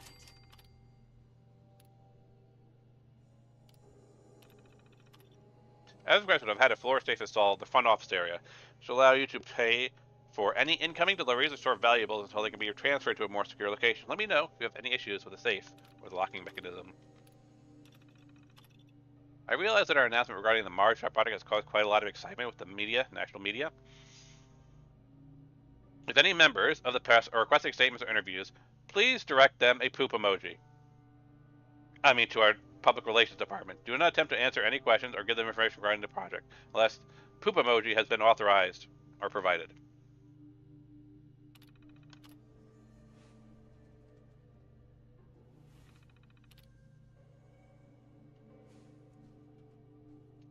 Yes, I'm taking a piss at Elon Musk, who set up an automated response where he basically sends a poop emoji to anybody from the media who tries to contact him. No, I'm not kidding. That is an actual thing that happened in our real world. Elon Musk also put read limits on Twitter. Nice. So, sometimes the real world is weirder than video games.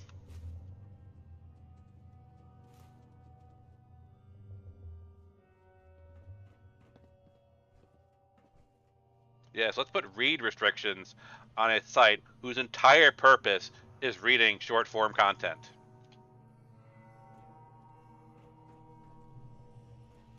Engine cores ahead. Should be our Not even go over the weird decisions that Reddit has made. I'm a Reddit mod of a few small subreddits, but primarily I'm also a Reddit bot maker, meme bots mainly.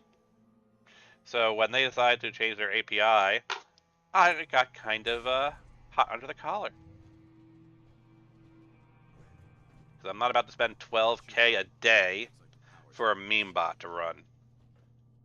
Though it seems like either this had terrible PR or they made changes, because it seems like the changes haven't really affected me and a lot of other automated content developers too badly. It's very weird.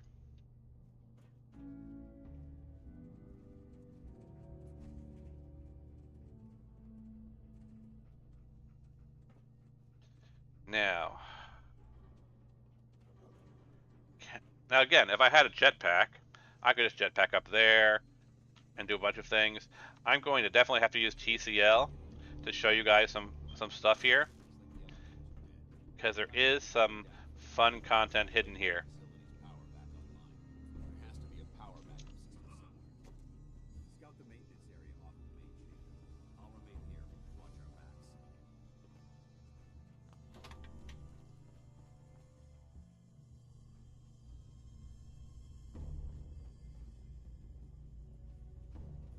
Oh, we're about to get to the fun one. Because I do enjoy reading the logs and whatnot to you guys, but when there's actually voiced dialogues, oh, the voice actors they can hire can be quite entertaining. So, are you guys ready for him? The technician's personal log? Let's enjoy it. Jeering, leering, laughing, mocking, taunting. Oh, he graduated all right from high school. It's fine, I'm sure he took shop class. Oh look, he's reading the science mags. How cute. Har har har. Shop class. Let's see them make this in shop class. My marvel of engineering. The finest in weaponized refuse acceleration. My beauty. My junk jet. They'll see. The engineers with their suits and fancy degrees. Come Monday morning, they'll all see.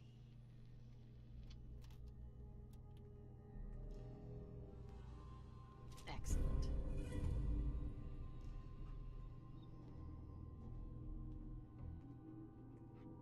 I should see if there's a mod that creates a poop item just so I can console in a bunch of them and load them into the junk jet with the flaming attachment done to it, so I could literally shoot flaming poo at people.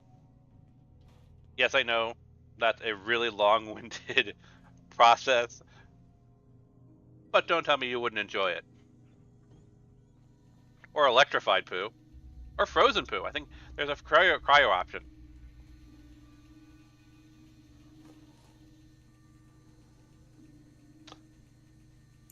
Though one thing I think we can do, which is kind of funny considering one of the DLCs adds a weapon that literally does this, though slightly differently.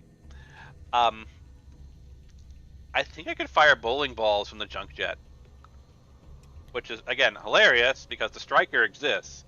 But the difference is, for the striker, you have to take bowling balls and turn them into bowling ball ammunition. While with the junk jet, I should just be able to load in a ton of bowling balls and fire bowling balls at people.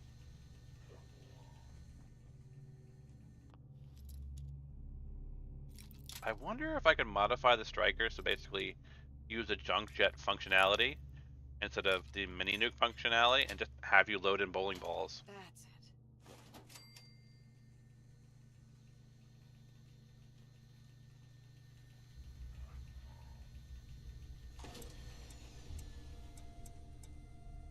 I should have shown that to you guys before I pulled it out.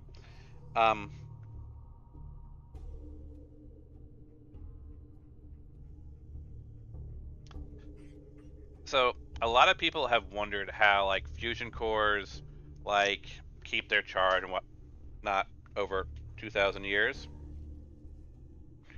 And if you actually notice, when you build a fusion core for your settlement, the fusion core is fully inserted into the fusion reactor, while the one we just saw here is actually popped out half the way. It's not flush. So, subtle little things, but definitely intentional choices, because if they just used the standard fusion core module and just added a little like plug on the top, then the fusion core would be halfway out. Instead, the workshop one is fully inserted, while the ones out here are not. Alright. Nice. Power options. Start auxiliary generators. Engine core power restored.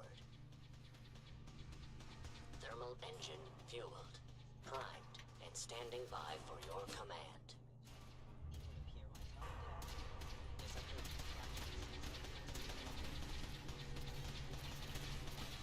Now I could just go out there and fight them myself.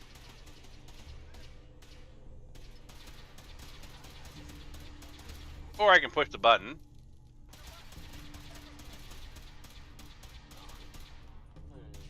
Stealth capability. Fascinating. You know what? I'm not going to do the easy option. You go.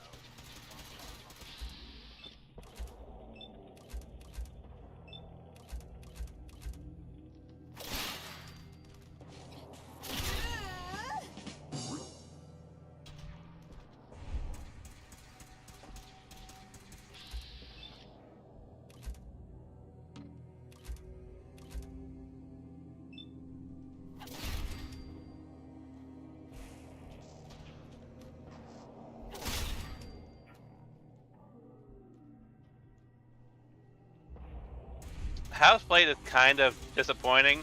If you're going to get Houseplate, I would look for a mod that makes it a little bit better.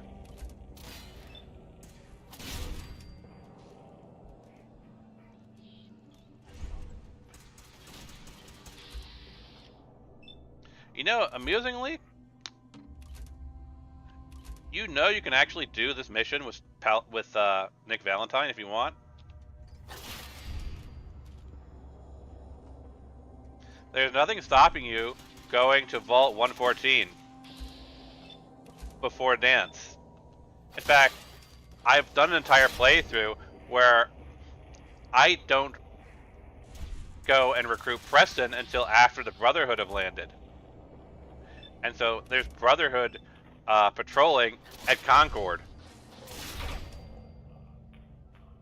We might do that in a future stream. You know, make a separate character. Because I just think it would be hilarious for Dance to be fighting all these synths while Nick Valentine is standing right next to him. Keep the noise down. This place is crawling with hostiles.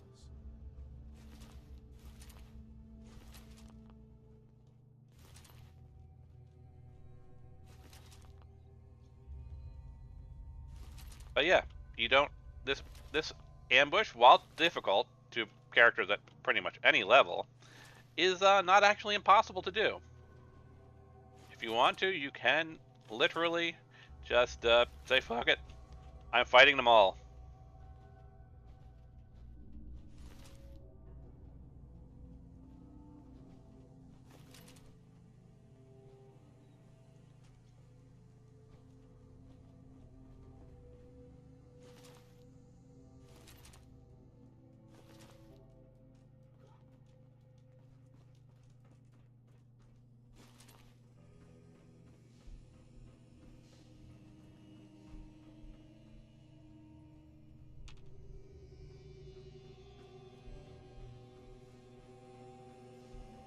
That's where we came in.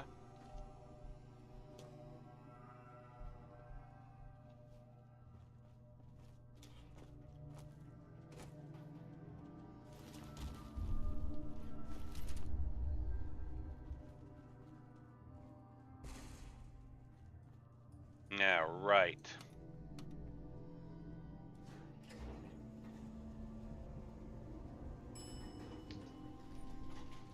every time I do a stream of arcJet, there is a few things I want to show people.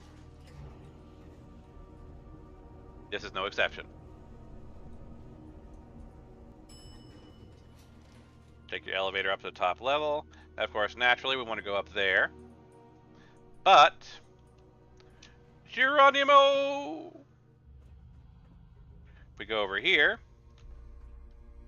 We got this little guy over here. Nothing super special. Just a little bit of extra loot. But yes, you can actually get over to there as well.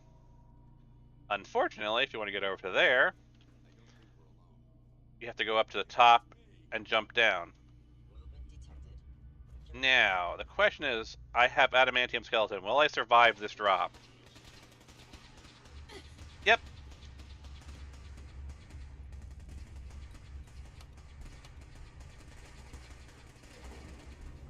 Let the boys take care of stuff upstairs. I mean, it is junk food. It really shouldn't be a good item, should it?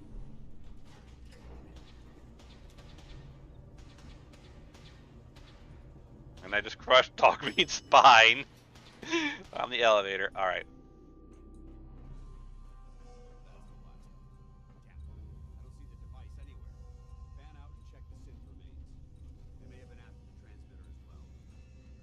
Okay, 1, 2, 3. Geronimo!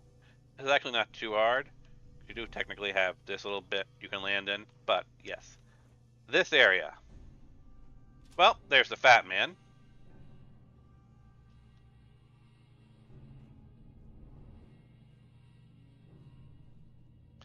And then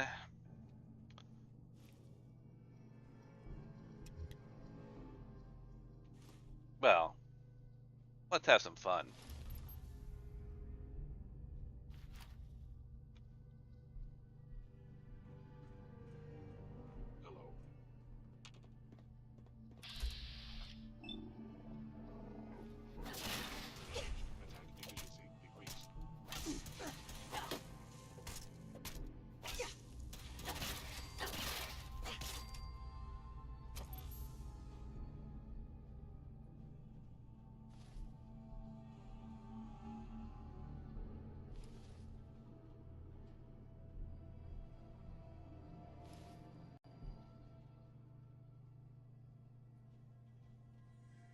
Oh, his name gets changed to Dog Meat when you talk to Mama Murphy in Concord, or later on at Kellogg's house, basically.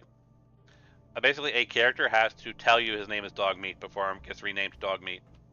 So, depending on how you're running the game, it could take a while.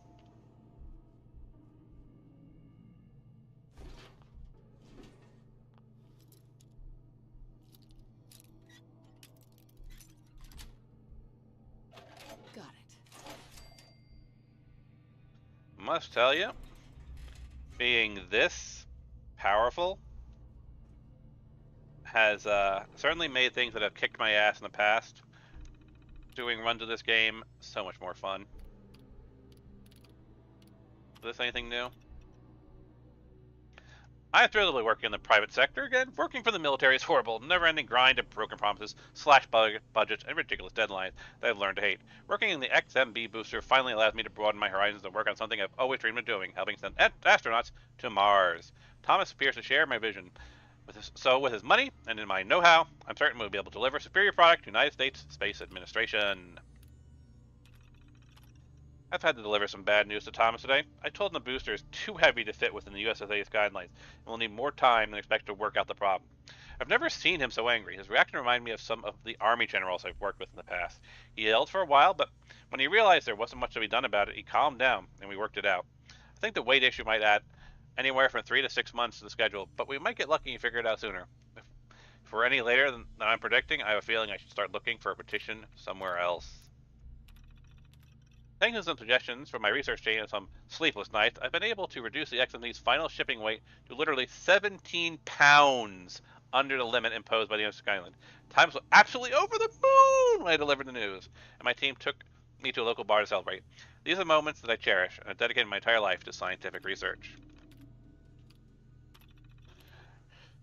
We're supposed to have a press event today, but Thomas has abruptly canceled it only hours before it was about to begin. I'm confident the XMB booster was ready to test fire, so I'm uncertain what caused his sudden change of heart. After speaking to Sam Brennett, our head of security, he informed me that there was a possible security breach, and he had recommended the entire event be postponed until later date. I must say that this entire day has been very strange, and something tells me what Brent telling me isn't entirely true. Yeah, this is the press guy who nuked himself. I can't believe what I discovered today.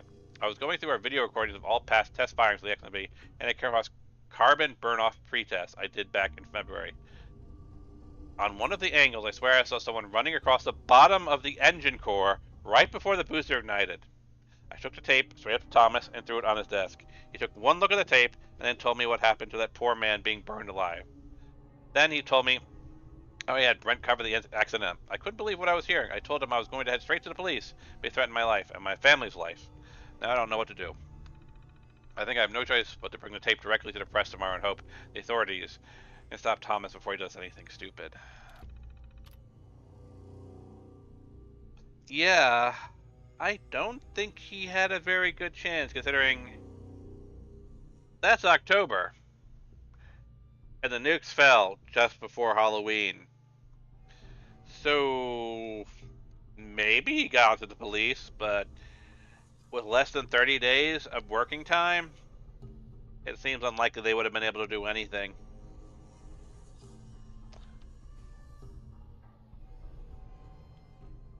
Now, ECL. What section were they dropping in from? Well, technically nothing. But if we pass through a few walls...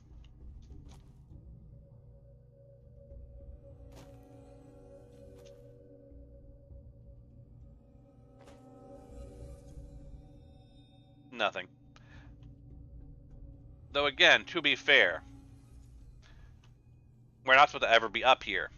So we can't really say what's beyond the rubble here, or where the sections are supposed to connect, because we're never supposed to be able to get up here in any way, shape, or form. Yes, you could probably rocket boost up here, but it's not going to really get you too much information. Aside from the fact that there's a collapsed section. And it's very possible that they're being synths. They had a way to rocket boost up here, and they saw a hole in the roof, and were like, you know what?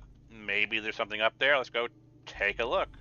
Or hell, maybe they didn't rocket boost. Maybe they used the old-fashioned boost method, with a guy's hand and a foot, and boosted someone up and then pulled the other guy up. They're synths. They don't get tired. They're relatively lightweight. So yeah, this section. And it can be a beast if you do not know those synths are there, or you are just not prepared to be caught in close quarters combat with synths. But that's really about it. So then, I wonder. Nope.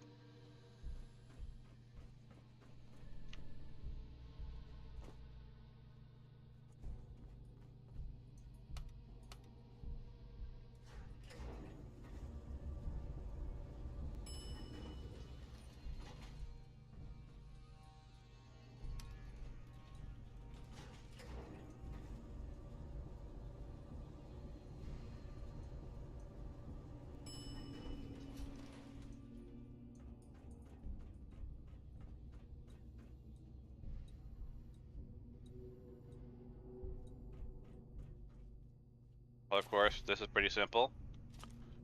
Just looting all of the synths.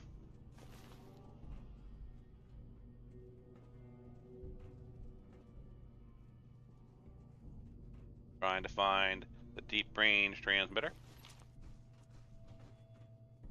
Because we've already kind of explored at this point the differences between pre-dance and post-dance versions of arcJet.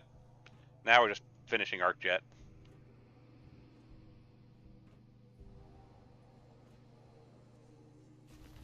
Careful there, Dance. By vaporizing that guy, you could have vaporized the deep-range transmitter.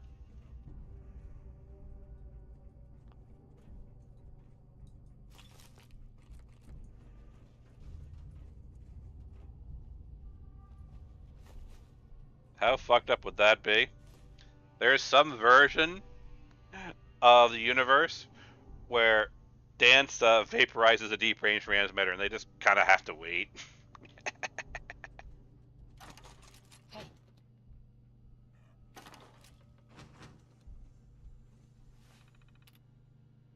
Begin test fire. Now, I can't remember, but I think you actually can trigger a test fire if you don't, nuke Danse. I can't remember if it's here or downstairs.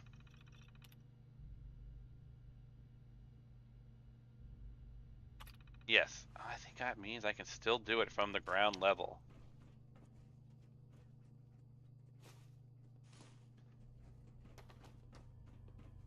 So you were saying the pipe pistol. The pipe pistol exists as a handmade pistol. From a gameplay perspective, the pipe pistol also exists as an easy weapon because, as you might notice, my kind of go-to weapon is the pipe pistol because the .38 ammo that it uses is stupid common. And so I always like to keep a pipe pistol on me because I know if I run out of ammo for any other reason, there's a good chance that I will have 38 ammo in the billions. And so, like, to put things in perspective, this particular character, while I've made a lot of shortcuts, cheats, and whatnot in order for me to do this series, only one ammo type I've consoled in, fusion cells, because I'm doing a remodel of how energy weapons work. So let's take a look at what ammo I've collected naturally, excluding fusion cells.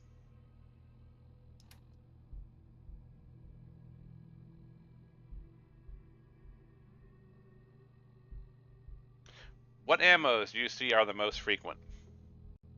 There's a 10mm. I think at one point I consoled in about 500.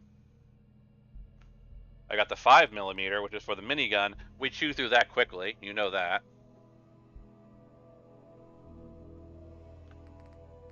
But by far, bar none, the ammo that I have in the most highest quantity and get the most frequent drops is the .38 for the pipe pistol.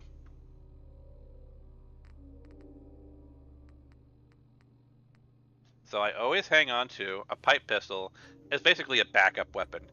If all else fails, if I've run out of ammo, if I am completely screwed, I know my pipe pistol and my .38 will always be there and it won't let me down. So yes, the pipe pistol is supposed to be a crappy weapon. Its intention is to be a crappy weapon. It's a cobbled together weapon from parts you found in the wasteland. It's supposed to be a makeshift weapon. In fact, a handful of times, as we're exploring the world, we'll see people talking about how they had to make a weapon. And what you always find is these handmade weapons are always the pipe pistol.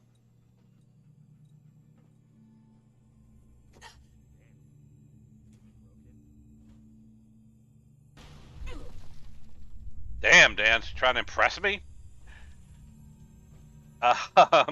Yeah, Preston, I might be able to make the jump because I have an adamantium skeleton. You cannot.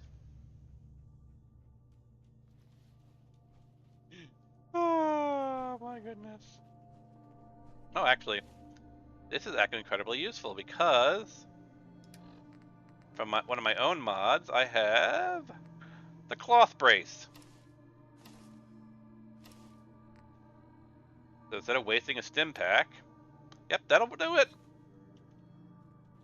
The cloth brace from my More Drugs mod does one very simple thing. It repairs limb condition. That's it.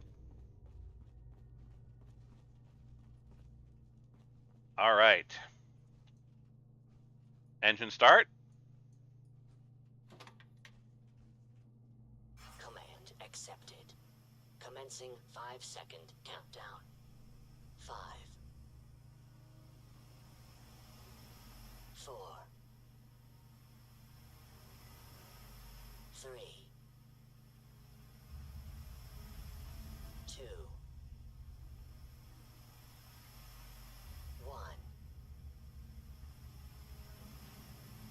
Engine firing. Hit me.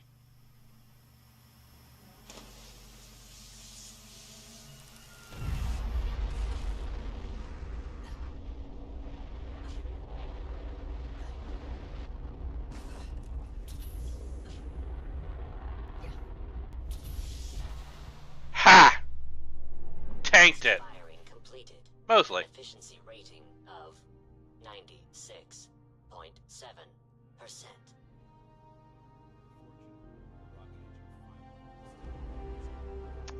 I don't think so, because they actually are specifically asking for Nick Valentine. We can swing up there. I have Coastal College on my map. I can just teleport up there. That was nice. Oh no no no no no no! Now I've got a crazy idea. Can I tank the explosion with just the additional help of some medics?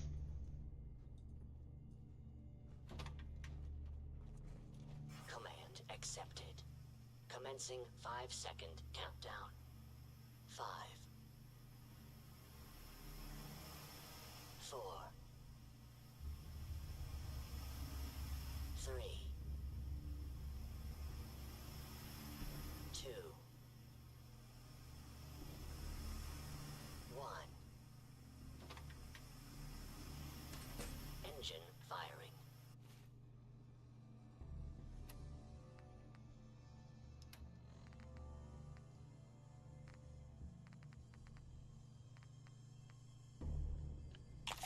A little bit of morphine.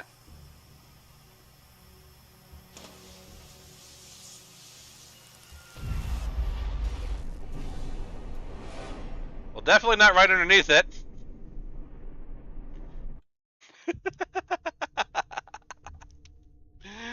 Ricochet, the perk you mean? So it's hits, but then again, the entire point of the ricochet is that the hits fire off and hit other people. Let's try that again. Clearly not underneath the rocket. Commencing 5-second countdown. 5, 4, 3, 2, 1. Engine firing.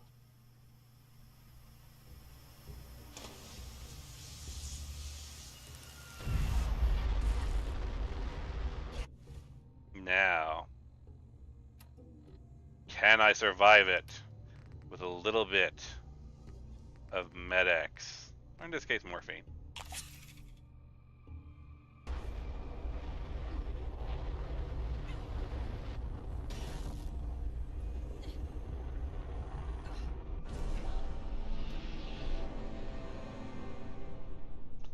No.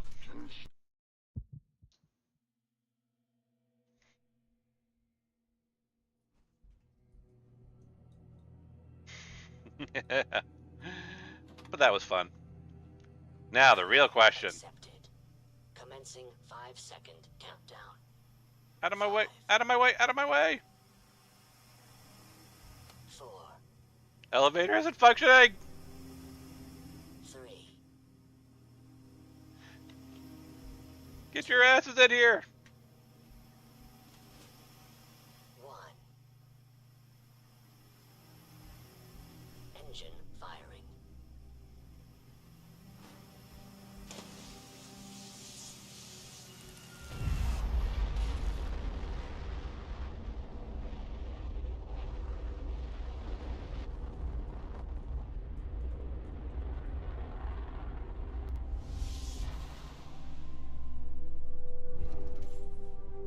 Test firing completed with an efficiency rating of 96.7%.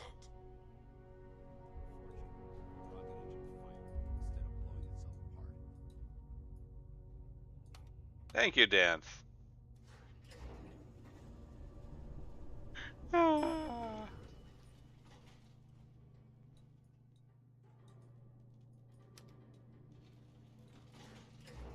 So yes, I think it's very possible for me to actually be able to tank that if I were to put a little bit more energy resistance in play. But that's hilarious. I'll have to keep that in mind for a separate playthrough. Building up the resistance and actually survive the arcJet. Because you saw it was dealing damage, but as long as I can out heal it, right?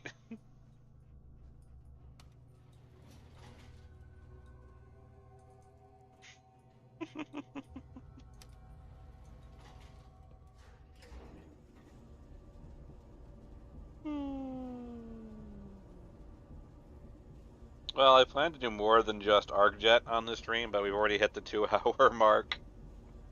So let's just clear up the end, the tail here.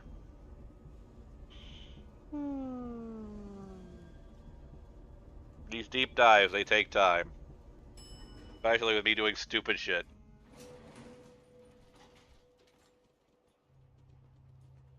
For the lulls. Like trying to tank a booster engine firing. And nearly doing it too, just to be clear.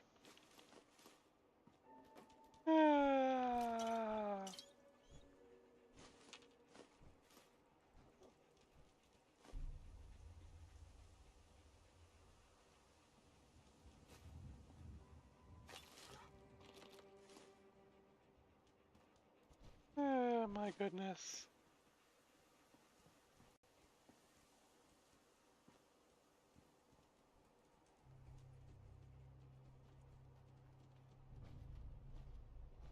Well, that could have gone smoother, but mission accomplished. I thought we did fine. Smoother? I thought we did fine. That sweep was sloppy. We were caught unprepared more than once, which is unacceptable. However, your extra gun gave us the edge we needed. Guns. I'm not certain I could have accomplished the mission alone. Yeah, I thought we worked well as a team. I thought we worked well as a team. Agreed. It's a refreshing change to work with a civilian who can follow orders properly. That being said, I believe we have 2 important matters to discuss. First and foremost, if you'll hand me the deep-range transmitter, I'd like to compensate you for your assistance during this operation. I think you'll find this weapon useful. It's my own personal modification of the standard Brotherhood laser rifle. May it serve you well in battle. I mean, the Lucky Righteous Authority is not a bad weapon.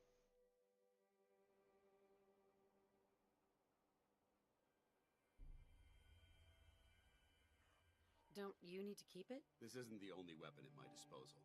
Brotherhood soldiers always carry a backup. Now, as far as the second matter goes, I wanted to make you a proposal. We had a lot thrown at us back there. Our op could have ended in disaster, but you kept your cool and handled it like a soldier. There's no doubt in my mind that you've got what it takes. The way I see it, you've got a choice. You could spend the rest of your life wandering from place to place, trading an extra hand for a meager reward. Or, you could join the Brotherhood of Steel and make your mark on the world. So, what do you say? I don't know, Dance. With that trigger discipline, not sure if I trust you.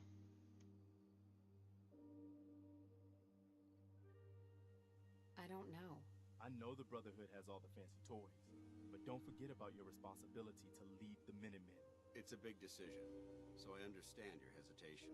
If you decide you want to become one of us, you know where we are. Good luck.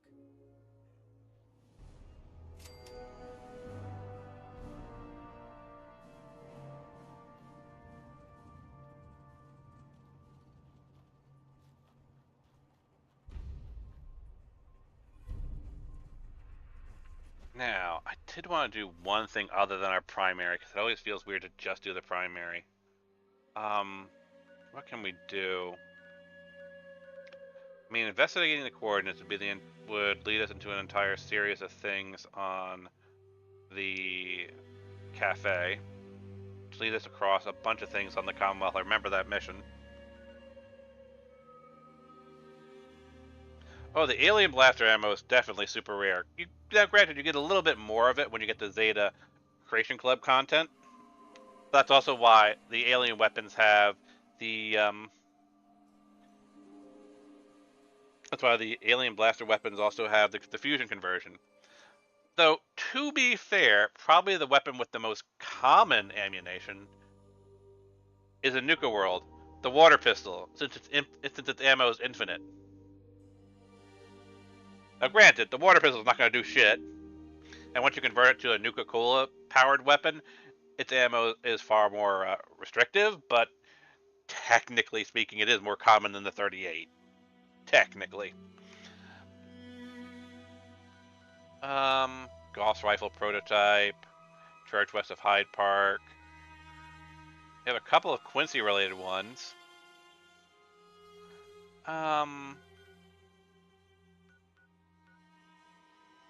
Search the South Boston Military Checkpoint. I know a question that's related to. That's either the solar or the Tesla cannon.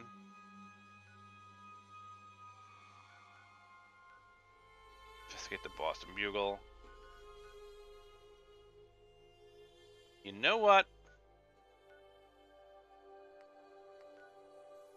This is what we're gonna do. Since I don't like my streams to go over 2 hours, that's already a pretty long time. And I'd hate for someone who's watching this as a VOD to have to suffer through like multiple hours. But since this is a day off for me, what I'm going to do is stop the stream right here, officially ending the arcJet run. And then I'm going to rename my streams, rebroadcast. So we'll be back in a couple of minutes, where we're going to go and talk about some other point of interest. We're probably going to do, let's decide right now. Because I do want to do good news, maybe not right now, but I would like to show everybody the weapon I talked about before that gives you the perk magazine I talked about before that gives you regen. So let's see, that is the Boston Mayoral Shelter. So let's do Boston Mayoral Shelter. I want to place a marker on that.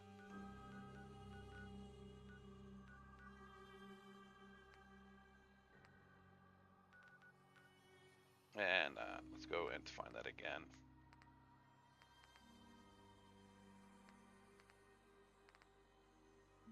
Show on map. Yeah, that's over here, Boston Mayoral Shelter. Anything else in the local area that you might want to do? We could probably make our way down to the distress signal and get the BFG. So yeah, we'll talk about the Boston Mayoral Shelter. And let's see, I should just be able to fast travel right there. So, be back in a moment.